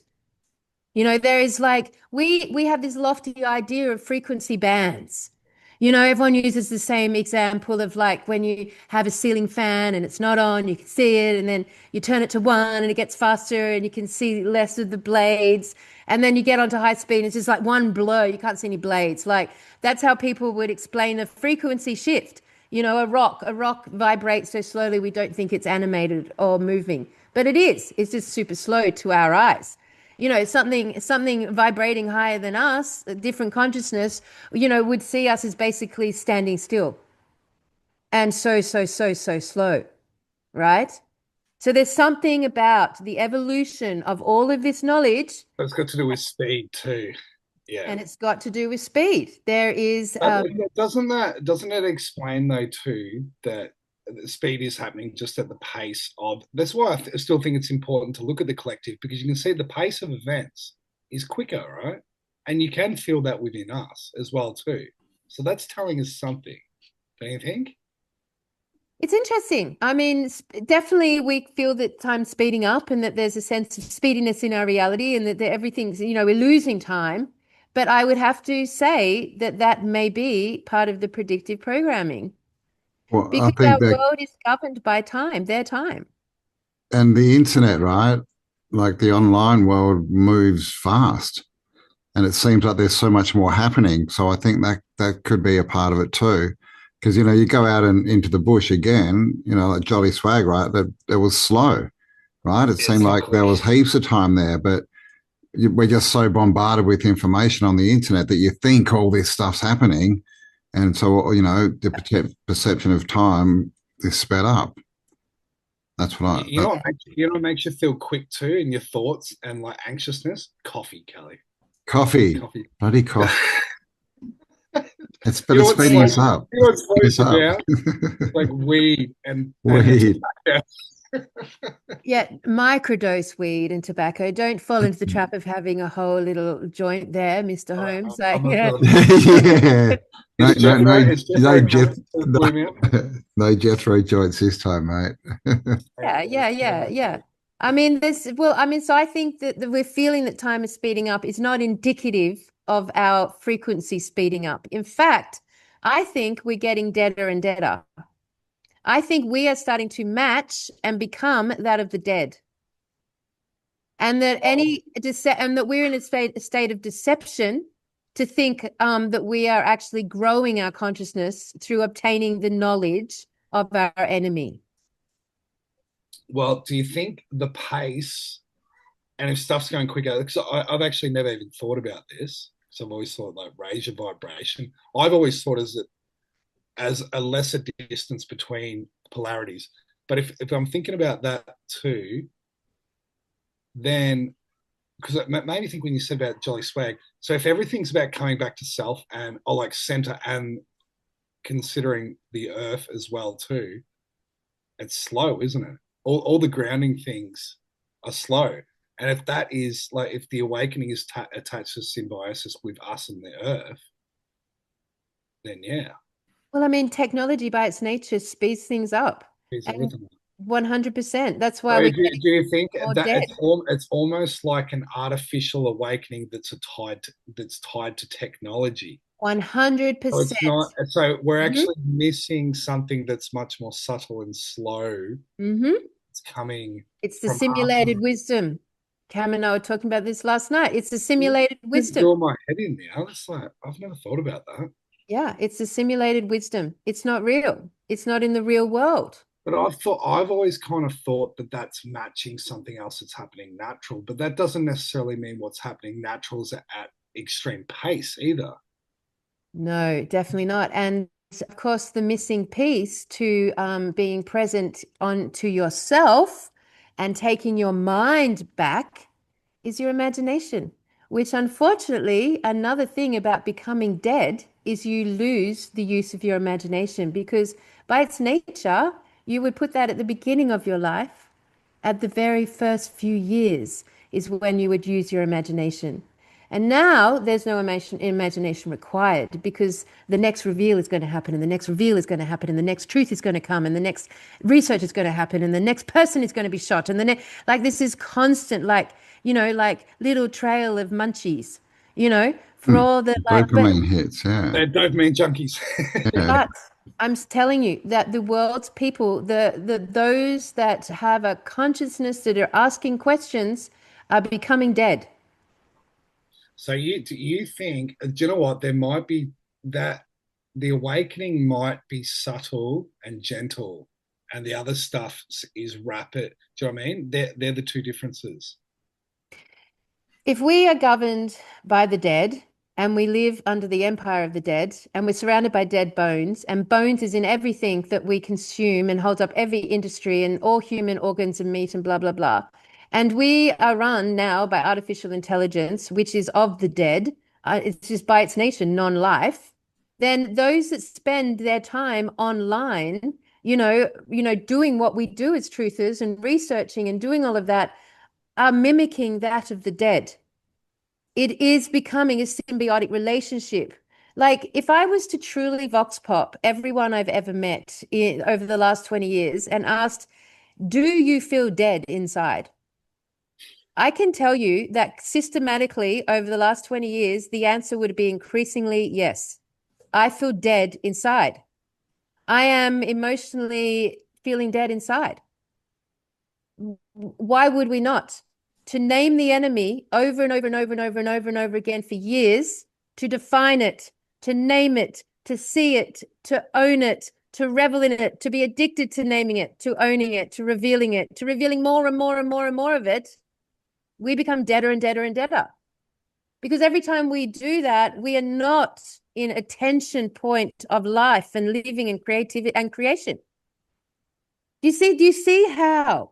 Like how we are now subtly moving. If we were to evolve within this community, we would have to let go of giving a shit about the enemy.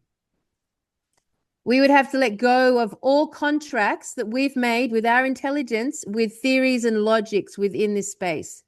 We'd have to let go of every fixed variable which is a fact. We'd have to let go of it all. And not because it's right or wrong, or that we're right or wrong, or it exists or it doesn't exist, simply to disengage your mind from it in order to re-engage your mind on tension that is moving you towards creation. So we're never going to get out of this. You know, I know everyone is saying there's going to be a moment, something's going to happen, there'll be an event, there'll be a savior, there'll be another COVID, something's got to happen. Everyone says that. It's our only hope. That's what everyone puts their hope on. At the end of the day, something external will happen to change all of this. But it won't. Come on. Because that Jesus is coming, has to man. be internal and it's individual. It is not an external mass event. And whatever mass event happens externally is simply going to put you into more, cement more of the programming. Like all of this is even more real now because we were right. Now we're even more fucked. Now it's even more shit. You know? Well, it's true. I mean, yeah, rabbit holes go down, right? So we probably don't want to be digging holes down into the ground. But I mean, it's a good point, you know, because we all say we need to focus on what we want, but we're not, and we're externalizing everything too, right? Everything we learn, it's to externalize it. It's not to sit and ponder on it. It's to talk about it, right? Like put it straight back out there. I heard this. Did you hear that? Oh, I heard. Oh, what about this? And what about that? And yeah, so yeah. And we never see, you know, you never see a speedy guru, right? All these old wise sage dudes that they're pretty true. slow. True. They sit there and meditate and think and You know what? I think though, you got me on like the Messiah one. I think, and the reason why so many people attach to that Messiah story, even people that aren't deep into religions, right? They still hold that core belief, right? And it's the same in the New Age. It's the same as them thinking fight. It doesn't matter. It's attached to this moment of what you can call the Messiah. But I think that is so embedded because that is all, like we know this. That's all your story.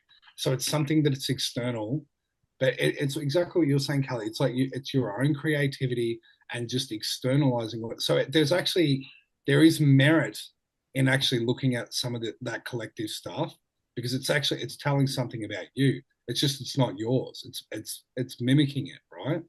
So I'm not saying like there's a whole. I'm not saying completely throw it away because even to the point that you've come to that conclusion or theorizing on it means that you had to look at the other stuff originally too. Do you know what I'm saying? Yeah, I mean, there's got to be a moment of evolution here. And you've got to commit to it. And it's not it doesn't come with instant gratification. You know, there's not a big movement of people revealing the next thing and the next thing and the next thing and, you know, debunking the next thing and the next thing and the next thing. You know, this space is comfortable because there's community attached to it now. You know, we've got community here, we've got friends, and we've got people that are like interacting with us here. So it creates like a space like this is kind of real. You know, like it's mimicked that space. Like it's kind of real. I've kind of got friends here. I've kind of formed community here. I've got people commenting and talking at me. You know, it's kind of there. It's like simulated, you know, but it's not until you step into the real world and then you actually meet the community that you're like associated with online that it becomes real, that it's real, that you actually have a direct. So for like this whole ecosystem of truth seeking, it's mimicked real enough to keep us feeling like it's part of the world, the real world, right? That it's a movement on the real world, but it's not. It's a movement simulated on the real world. Their community simulated on the real world. Their wisdom simulated on the real world. And within all of that, you are not using your own creative faculties. Barely anyone has enough space in their mind now to use their imagination. No new questions are coming forward, just a repetition of the same information, variations of it, and nothing is getting resolved, never will. It is not designed to be resolved. It's designed to continually replicate itself, you know?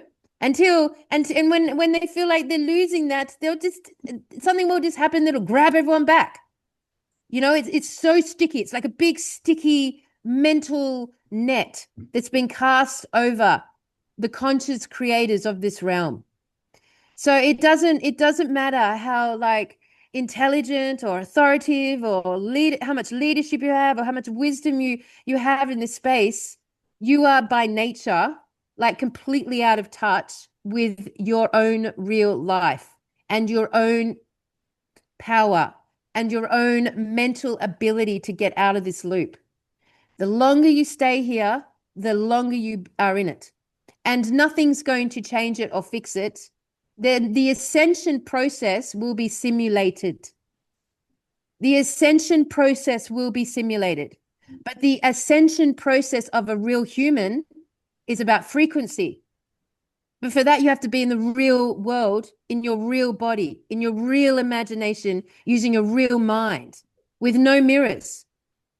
That's why the addiction's so powerful, because there's 1,000 million mirrors that you're looking into. And they all say, you belong here, you belong here, you belong here, you belong here, you belong here and here and here and here, and we love you here and here and here. It's like mirror, mirror, mirror. Take all that away.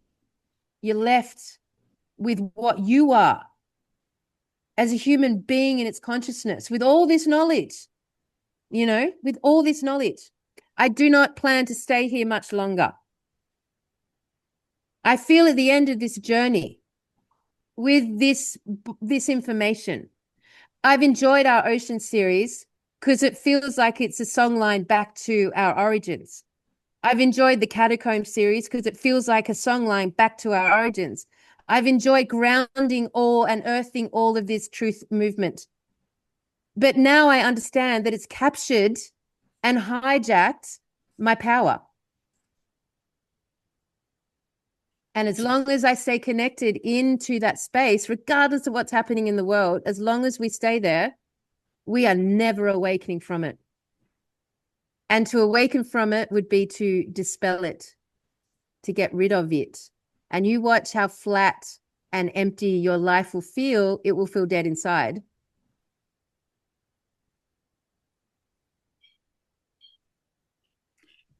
What a downer. Yeah, man, I know, right? Downer. We've got to get off the crack, Dave. I mean, I've been edging to this for years now. I've been edging towards this for a long time, but it's very unromantic. It's very unexciting. It's like how I feel. I can't put into the words that you've said, and I think you articulate it very well. And I think a lot of others would feel the same. And I felt the same too. I wouldn't have put it in those terms, and I wouldn't be able to articulate it like that. But for me, a lot of the times when I get to that point, I express it in apathy and pull away, right? But you're right, and then I do get drawn in by the next thing, right? So, and I think we always know the fucking answer though too, but it's like an exhausting game, and it's actually you've given me I haven't got an answer now, but I've got a lot to think about and ponder on that actually. I'll probably talk it to you. Well, I mean, you spent a bit of time away, right? In Thailand, and you sort of didn't do your potty for a while. Like, did you find a difference then between more time online? I ebb and flow for periods, and at the moment now I'm not online much too, just because I'm working more. But yeah, I don't know. It's just like I always want something. I think I've been a junkie in the extent that I want the next new thing. All of us. But it's This is man. But it and they kind of always take you back to the same things too. Well, and even if we just go from COVID, right? 6 years, like the truth of community has grown exponentially, the information, but what's happened? It's actually got worse around us. We haven't really achieved anything, have we? No. But I think there's another element too with what is mainstream now is old conspiracies from 10, 15 years ago. And like I'm just looking on my social media and it's a bloodbath with this stuff. And then I'm like, there is absolutely no point in me adding to any of that. Do you know what I mean? Like, well, that's the whole repetition thing as well, right? Yeah, exactly. There's not that much info out there, but it's being repeated a lot. Yeah. But I think the real profound stuff is I remember you said to when we were talking me and Madeline in our last podcast, um, and Kelly, what did she say? What did she You, say? no, that's right. You were talking about, and you said that you never have any great insights coming from a book or a podcast or whatever, right? You said like your greatest insights come from you doing real mundane stuff, and there actually is a lot to that with people doing rote tasks and things coming to you. Whether it be gardening or dishwashing or all that kind of stuff. But then you said like the nature element too, and I found that so true. And I really listened to that. And I've been driving around a lot in my job and I've been turning off like podcasts and music. Yep. And the shit that's coming into me, it's really true. The thing is though, I think we've garnered enough information. And I'm not an academic in that sense. I like to take in information. But the real stuff, it was like what you were saying before, that there's like well, you didn't say it, but I said it, but there's like a subtlety in the stillness. And we're at this rapid, like I had a period where I was just always taking information. Even if I was doing something, I'd have the All of phone there, us. always had a podcast. It was just my head's, and do you know the only time I got to relax was like that half hour before you went to bed and then laying in bed and when there was stillness. And that was when I was getting insights. The fucking 30 minutes of the day where nothing was happening. So I think there's a lot to it. I think that like we honestly do have all the answers, but it's in the questioning. And I think this is why you always, especially you, Cal, like we advance like the next level, and then you two doing this series. It's actually like it's phenomenal because it just brought in something new that I hadn't seen before. But it's through the questioning, like to be able Yeah. to ask the question, right? And sometimes a very simple question. Yep, absolutely, because that's our nature. And we literally have come from a time that I don't believe was too far ago, too long ago, where we were interconnected with the trees. That we lived in a realm that was fully 100% one. We were interconnected by the nature of the environment around us. And we've not forgot that. We don't lose that. This idea of coming here with amnesia, I think it's a bullshit story that's been part of the programming because I certainly don't feel like I've lost that memory or that knowledge or that connection. Is this like, but for few generations now, and not that many, maybe 5 or 6, but for a few generations now, we've been generationally programmed, right? So I feel like we are coming out of a generational programming that's not that far gone, not that long ago. And so we were born this lifetime generationally, following up on the questions that our parents and then our grandparents potentially asked. Each generation would have asked more questions to understand more information because they have been programmed. And so they started to fill it in. So we're just the end result of that genetic line, you know? But like, so I guess what I would say to everyone in summary is that the truth community needs to get to a point where they understand that the end of the line is to take your attention fully off the enemy. Because once you fully take it off the enemy, fully, and have no more engagement with it, no more wanting to know anything about it, no more, which is, oh, so everyone's going to be like, boo, Kelly, boo, as if, like being that person that does not have an interest in obsessing about the enemy. Because literally, if you break down the truth movement, we have spent 20 years obsessing about the enemy.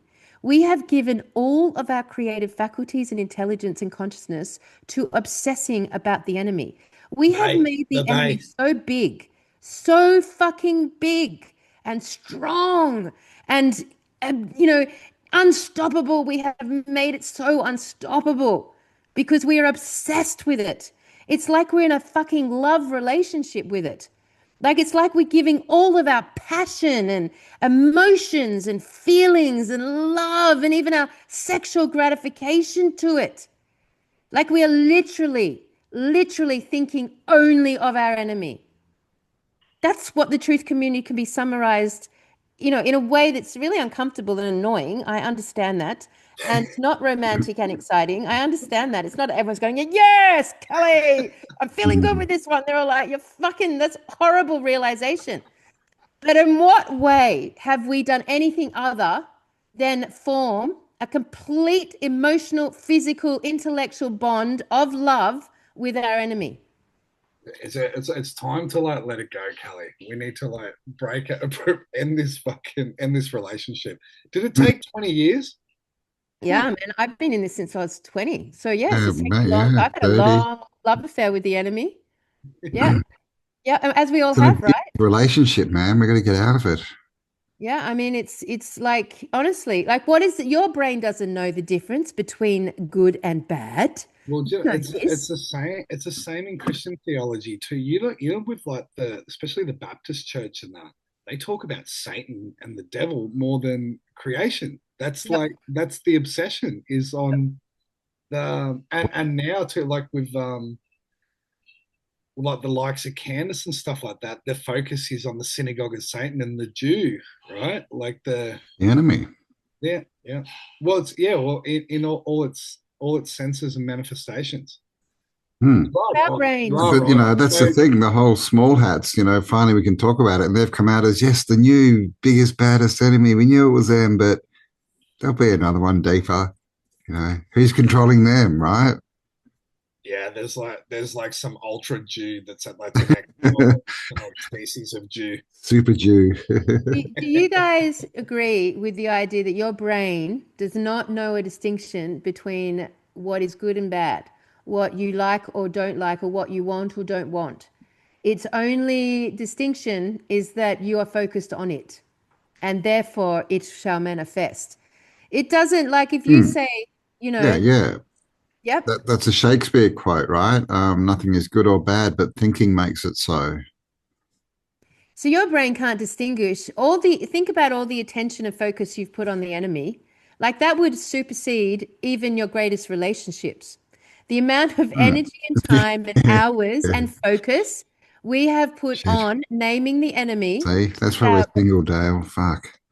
is our greatest We've been relationship. in a relationship with the fucking enemy the whole time. This abuse. Absolutely. Your brain doesn't know. All it knows is you must fucking love this. You fucking love this because we're spending all our time looking at this. It's not saying this is a bad thing or a good thing. It's saying you love this. Your focus is on this more than anything Oh, else. I And get like, you. So, yeah, do we know if our actions, are good or bad? yeah, it doesn't know It Well, when you seems feel good, right? But yeah. I think you're right though, Cal. Like even to the sense of like beings and even gods and stuff, they are created by thought. And the more that I remember like George Cavaslis used to speak about this. He's like, try not say, "Oh my God," or "God willing," or "God for one day," and he goes, there is a being that is actually it is a thought construct that is just taking these energetic hits that is a creation of us by like especially when you say, "Oh, God willing" or whatever, like you're giving the power because God, you're saying that is all your creativity, something that you're saying is created you. You're giving all acknowledgement to that. Then add in 6 billion people, but it's like it can be anything. It can be anything. So what have we created by pointing at all the psychos and the pedophile, what do I call them? PDF files? Is that what I'm supposed to say? That because and they could literally be thought forms, right? Because especially if you take it back to we create reality with our thoughts, Yeah. are we creating the problem that we're trying to solve? I mean, you can tell Have you there's a seen way. the Imagination Land episode of South Park? I don't remember it, don't I? Oh, dude, it's one of the greatest ones ever. But Right. you would actually like it. It's like they deal with this whole concept. And this guy turns up one day and he's like, "I'm from Imagination Land," and then he takes him to this place, and everything. Eventually, it ends with Kyle has to suck Cartman's balls because he's like anything you imagine can be true. So Cartman like, but anyway, it's but all of them are there, right? So like all the gods and like Krishna and Moses, like all these kind of people, but then they've got like Captain Planet, and so they're dealing with this whole concept that everything that um is there is a Thought is creation of created. thoughts. Mm. Yeah, but then you deal with this whole thing of have you ever had an original thought? That's another one too. Like I has know. I one used to think about that a lot. but then An original thought, right? yeah, because people say, you know, like it's all out there, it's in the ether or whatever, like but then nothing can if anything that is real has to be created in the human mind first. Like anything. When you talk about a light bulb or a Yeah, car yeah, yeah. or shit that hasn't even been invented yet, right? The Yeah. spark of that had to come from an individual. Do you know what I mean? So it was that, and that's something that is physically created that come from nothing but a Mm. synapse in the brain, or like not even that. Do you know what I mean? Like even that's a manifestation. So how do we know So that the cabal or the Illuminumis or whatever are no different from a light pole? Like someone, everything's created in your mind first and then in reality. So like literally that whole thing got running on that logic could have just been created because people started thinking about it. yeah, Well, I can tell you, predictive programming would present an idea, repeat it enough times, and it would become. Mm. So, yeah, I Like mean, could be entities too, right? And then if that happened, all they would want is more and more attention, right? So that they can get more and more and you can tell. energy. You can actually literally tell. You can tell when you're engaging predictive programming, and I tell you how. It's very simple. It's addictive. It's Yeah. appealing to your mental programming. It's yeah, addictive. It's addictive. It gratifies you and it's addictive. It's that loop, right? Whereas when you're dealing with creator tension, it doesn't have that addictive quality. It's actually it's quiet, it's still, it's focused, it's within yourself. It's requiring movement from you. You know, there's no convenience on that path. You're using your disposition. So as I speak this out to everyone, you won't be feeling excited about it. Like if I literally told you like to stop every interaction you're having right now with the enemy, meaning everything you're reading, looking at, scrolling by, anything that represents the they, the agenda, the enemy, whatever word you want to use, you will go through a detoxing process of feeling empty, uninspired, and confused about who you are. Because we have begun, and this is where it's a lost process. This is where it's successful for them because we're now on the loop of like literally not knowing how to get the same hit from within us or from the real world. yeah. It's like coming off a drug, Kelly. 100%. Totally. And it's the worst type of drug. It's the worst drug. It's the most mind fucking drug. It's so ingrained now, like tentacles in our psychology, in our whole disposition. It's ingrained. It's almost literally impossible for someone to say, I'm out. The world is perfect. Enough of this love affair with the enemy. Almost impossible. Everyone would be very deeply challenged and without feeling like their lives have no meaning. Because we are in a situation now where the enemy defines the meaning, the relationship to it, at least. Because it creates a purpose in the fight, though, too, Kelly. So that is actually that's telling you that purpose is actually missing from the individual, possibly, right? I mean, what are you fighting, though? Well, There's simulated purpose, right? yeah, yeah. What are you fighting? And you see, like, you only really have to have this conversation once because it kills the vibe, man. Because the vibe of the party is in the uncovering and the revealing. The vibe is the like. Don't rip this one out in the Blue Mountains. I mean, in the Blue Mountains, it will be like probably like the last time we go through this sort of like, the show at the level that we're talking about it. But the work that we have gone through intuitively with those two series, I stand by. There's more to it, but I don't feel like we're naming enemy there. I feel like we're tracing our roots back to where we should be now. So that's why it fascinates me. It's about, the new line forward by understanding how we got there, but it's not about the enemy. Even though it's called the invasion, it's not about an enemy, as so to speak, but here we are. Here we are. And every single thing we look at online right now, everything is about the enemy all of it. And now it's really big and powerful and scary, but we're addicted to it. So we love it. Our brains love it. We love it. We love this enemy. We would like be kind of, I think the world would be disappointed if it just disappeared. I think, like it's like everyone's really confused about why they're even doing it in the first place. Because if suddenly the enemy wasn't there, would you guys feel like you had succeeded in this battle? Would you feel like you had completed the task? Or would you be just like walking around empty and weird and not know who you are? It's a good question, right? I mean, that's what everyone sort of expects is going to happen one day, is it'll all go away or whatever and be perfect, but then then we're going to deal with ourselves, right?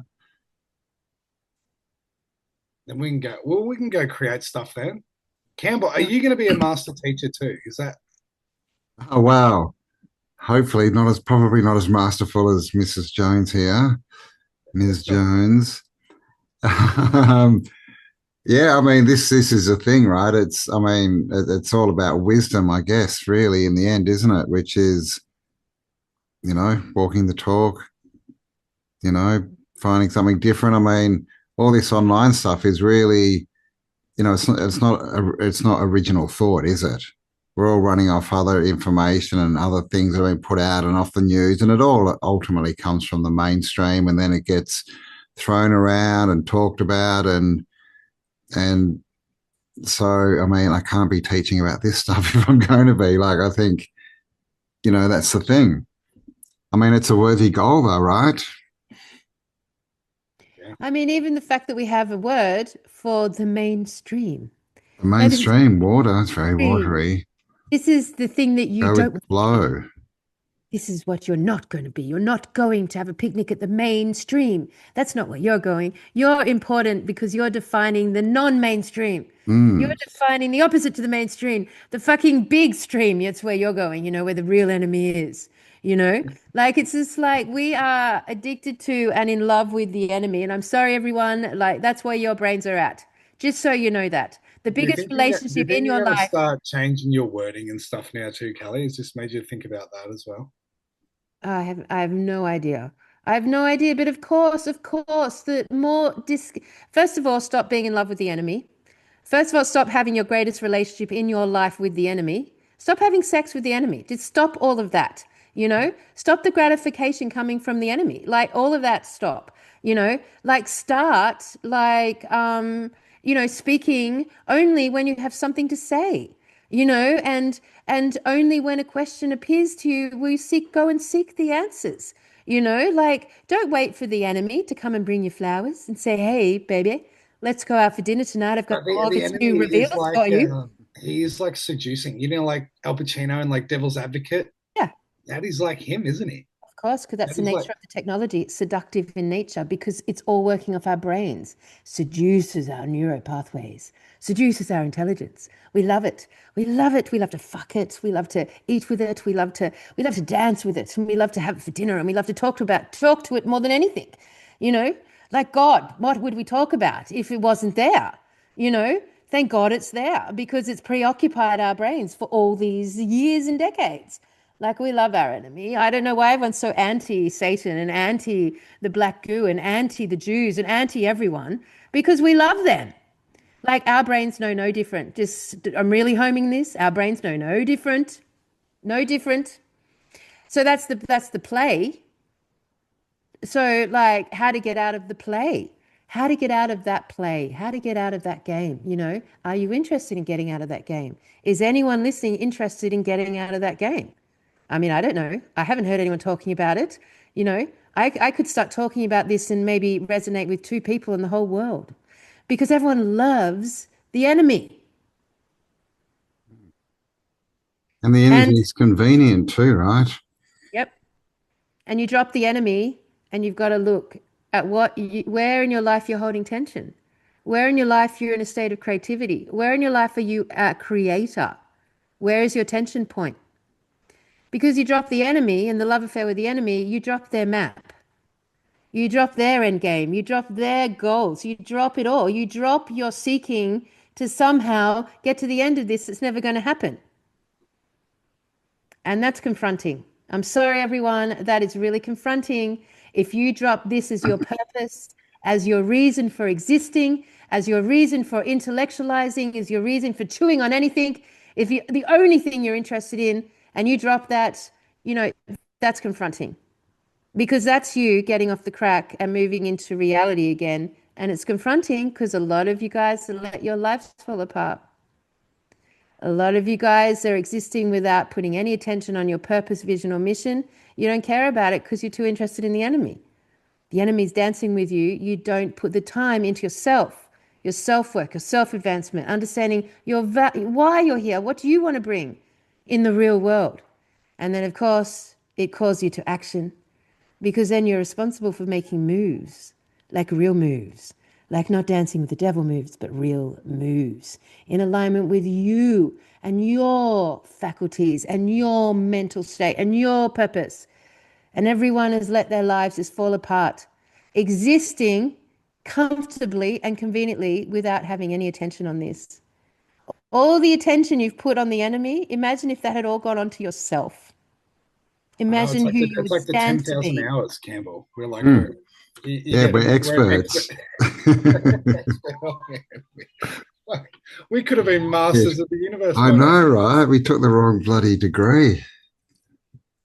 Yeah, it's interesting. Hey, I mean, it's just very interesting, and it's so interesting within the truth community because, like, there's a big genre of people out there in the personal development community that do this, that are all on to their purpose, vision, and mission, and all that stuff, but they haven't been onto this. So we're in a unique disposition right now because we've got a unique knowledge set. We've got a unique. That's right, because they're in the self-help and they're coming without the base of knowledge. Well, we have a unique knowledge level. Whatever it is, Dale, whatever we would summarize this as, it's unique and it's powerful. And it's been a really long journey to get here. What about that this might have been, if you said that your whole thing was to be a master teacher, you fucking had to go through this entire process, right? So it's like you couldn't be a self-help or help others or be a teacher in that sense if you hadn't actually done that all yourself too, anyway, to come to that realization. So there's the purpose within it. Sometimes the purpose of an experience is to know what not to do now. Yeah. Or know when you're finished with something. Yeah. It's an energy. It's an energy, when you're done with something, whether it be a person, a topic, whatever. Do you know what I mean? You know when it's, even when a conversation, when the conversation's fading out, you're like, it's fading out now. It's fading out. You know what I mean? You know. Yeah, and that would be indicative of a shift in frequency. Yeah. And it's interesting, it's totally true because my mind, like everyone's minds, who are all of the minds that are connected to this, it's like searching for belonging, searching for connection, searching for an understanding of why I don't feel like I belong to this earth when I'm from this earth. Like they're basic human questions, value questions that have come from our wounds, and we all share that, where do I belong? Where do I belong? Where do I belong? Like everyone is here with that in their heads, and we've got inquisitive minds. There's attitude there. There's edgy attitude. We want to fucking know, like you want to tell us as reptilians, well, we're going to go there, man. We're not going to be turned away from that. You want to tell us as fucking blah, blah, blah, anyway, we'll go there. We're Generation X. We know nothing. We're stupid. We were before the internet. We literally were before the internet where no one knew anything. And we were cool with that. We were comfortable with that, right? So like we're comfortable to go into places that we don't know and we're good with that. But at some point, you have to take, what's the word? You have to self-assess. You've got to decide, are you going to be here when you're 67? Are you going to be here when you're 89? Like, are you going to get up one day and look around and think, whoa, the enemy's still here. The reveals are still happening, but my life doesn't exist. I haven't done anything. And how masterful of these predictive programmers to get humanity's best minds into a state of non-creation.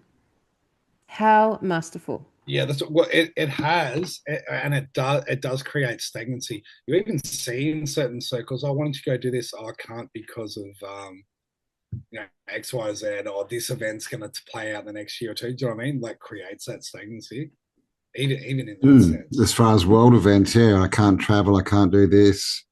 I Yeah, have to move country. This one's going to be destroyed, and all. I mean, yeah. So we're making life decisions based on what the enemy tells us. yeah, So true. But if you're out of that, the difference is, so within our community, we'd be like, well, we can't go here because of that and that and that and that. And we, as you said, Cam, like it defines what we're willing to do, based on what we know. And the sovereignty movement's so ironic because the more sovereign you get, the less sovereign you get. The more sovereign you get, the less ability you have to do anything. So you get like least sovereign. But like it, as opposed to being in a space external to that in your creative tension, then your intuition will say, go there. And you won't have like a whole set of reasons why that's a good or bad idea.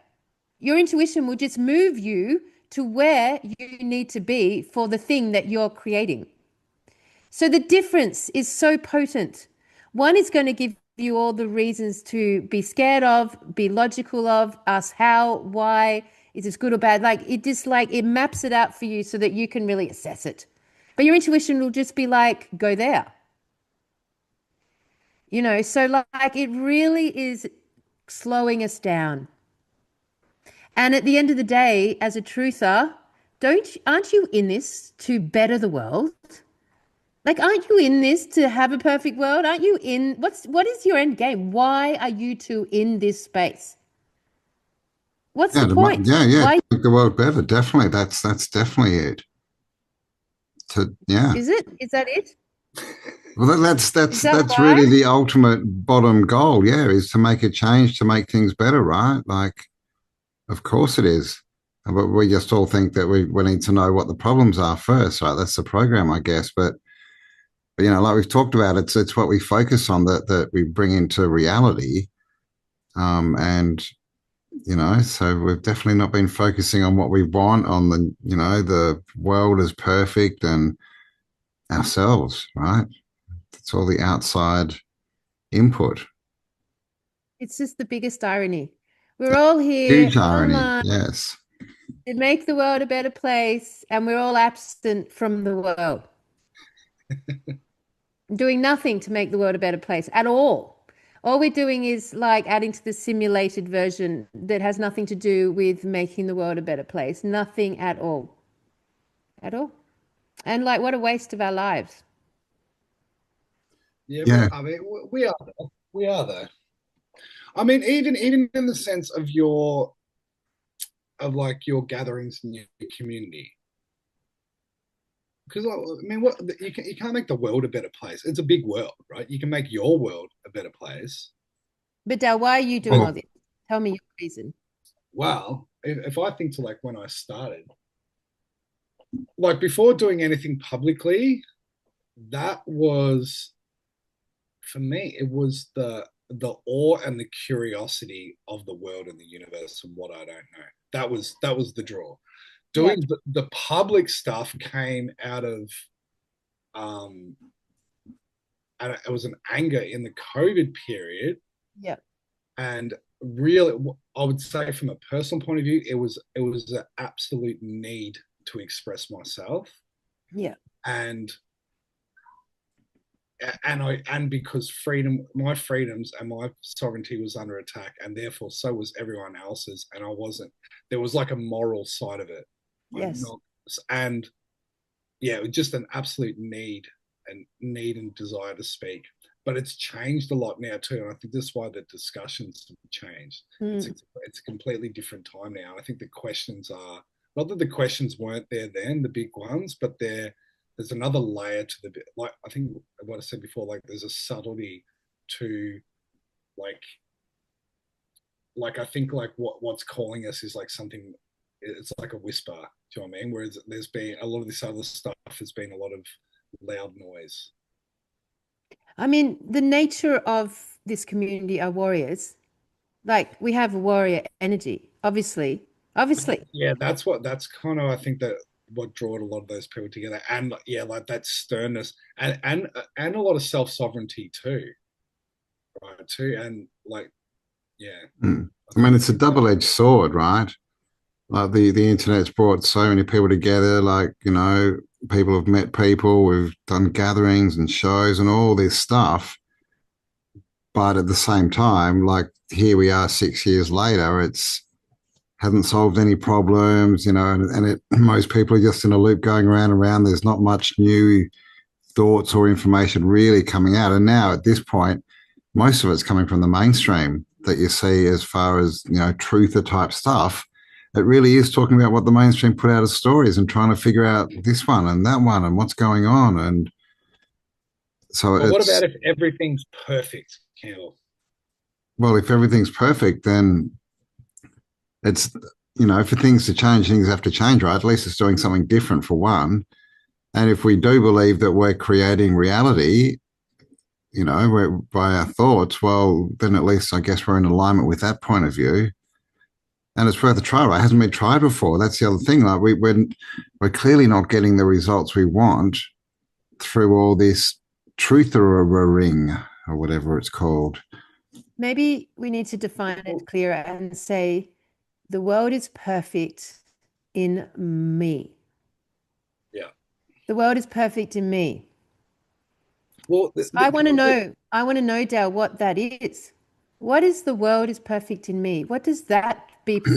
What does that mean? How do I walk through this reality, knowing everything that we know, with the idea that the world is perfect in me, and that I am no longer responsible or reactive to or responding to it not being the case?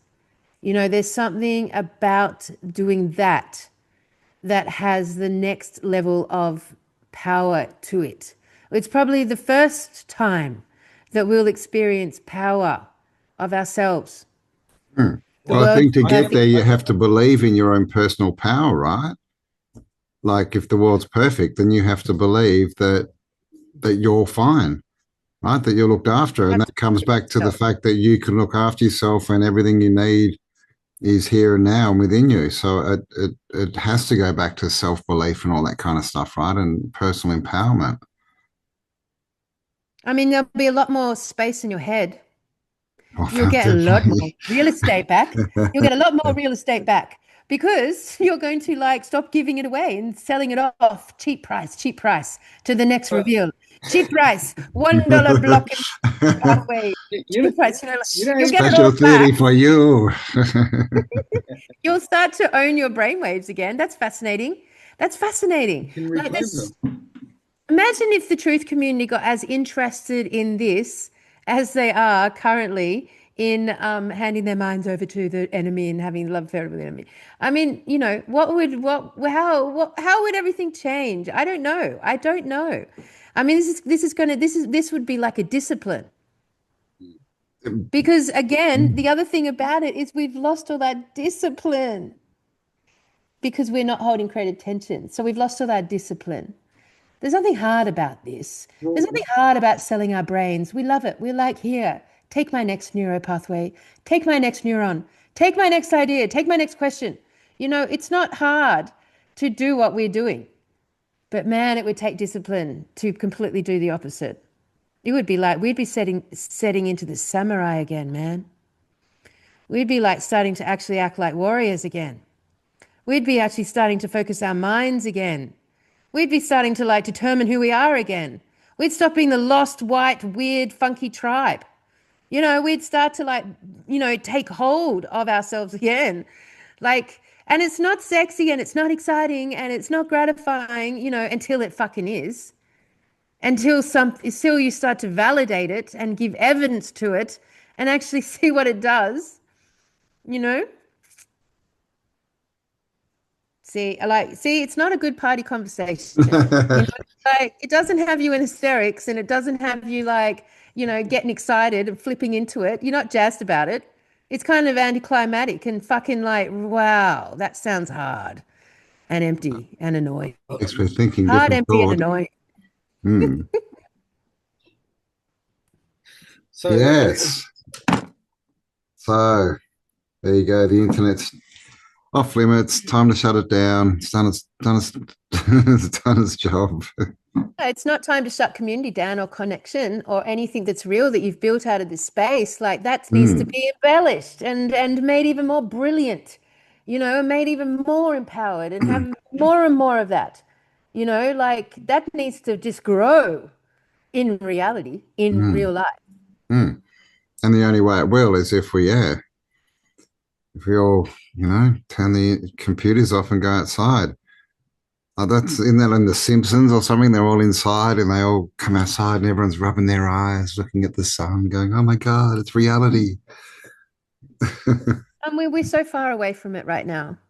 We're so far away from it right now.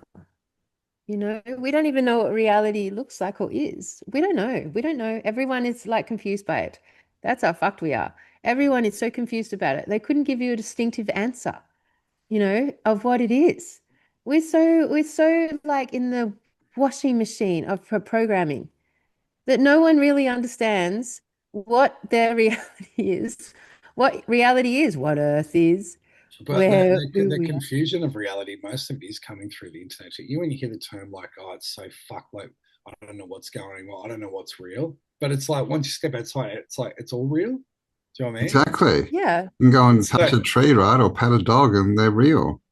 That's why I think like if there were ever like was an alien invasion or something like that, because if I saw that from my phone or the computer, well, exactly, I would be like, oh, I wouldn't feel, but like to actually see it, walk out my door and see it, that's different. That would blow your mind.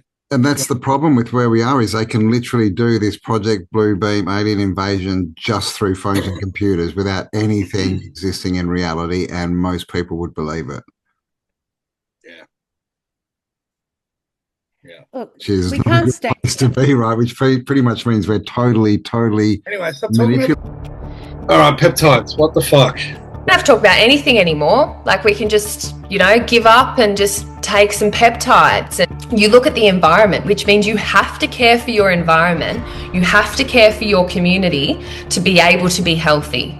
You don't have to give a shit about the water supply. You don't have to give a shit about your soil quality. You're skipping all the steps. I can tell you're very passionate about this, and this is my thoughts. And like I don't even endorse NAD or NAC or anything like that. Anything that the body creates, I'm like, don't take it because you are overriding your body.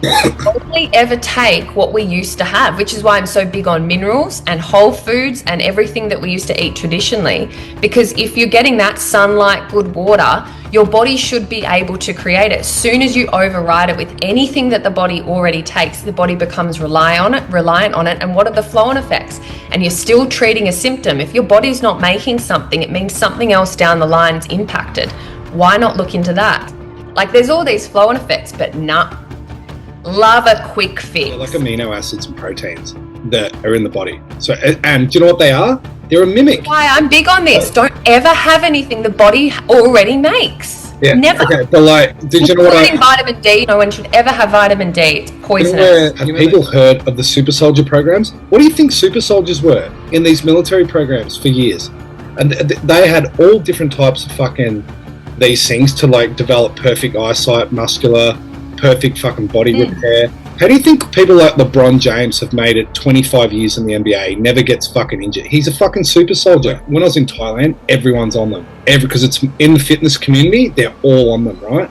And it hasn't been done through a marketing campaign by traditional memes. It's being done like word of mouth, and then big pushes of like big influencers like Joe Rogan. He's been, and Robert Kennedy. Oh, he pushes it too. Oh, big time. They go, we've looked at it under the microscope and that. How do you know what you're missing? Some of this peptide stuff is to grow this bushy hair and like for skin and everything. It's because you are literally living in a microwave. What do you think's going to happen in a fucking microwave? Okay, can I people use them for muscle injuries? There was like one guy, he was talking about when he was playing professional football, and he had a 3-month hamstring injury. He just localized jab into the hamstring, played in 2 weeks. So it's like incredible repair, and it does it through blood vessels. But I don't know the science behind it, but they can't distinguish. So if it sees like a cancer cell, it'll build up the blood vessels around the cancer cell. Yes, that might help. But what about the hero's journey of you having an injury? This is the part that people miss when it's like, cool, quick fixes are great. Like, yes, sometimes you want pain relief and sometimes whatever. But there's so much in that. It's like there's actually that's your avenue for the life that you were intended to live, and you're literally using this mimic to remain stuck for the rest of your goddamn existence and never progress. As a spirit, it's like a materialistic mindset, in my opinion. Buddha says like enlightenment comes from suffering, which is like, it's true, because that's a hero's journey. You come from the dissension, and the experience is where you gain enlightenment. So if you're bypassing that, what's it say? Try to figure out for ages is like identifying the mimic. This is actually says it's mimicking. This is a classic example. It's like actually, it's like that's what the drug is. It's a mimic. About the anti-aging, it's been pointed out by a lot of people for several years that people are looking younger now, right?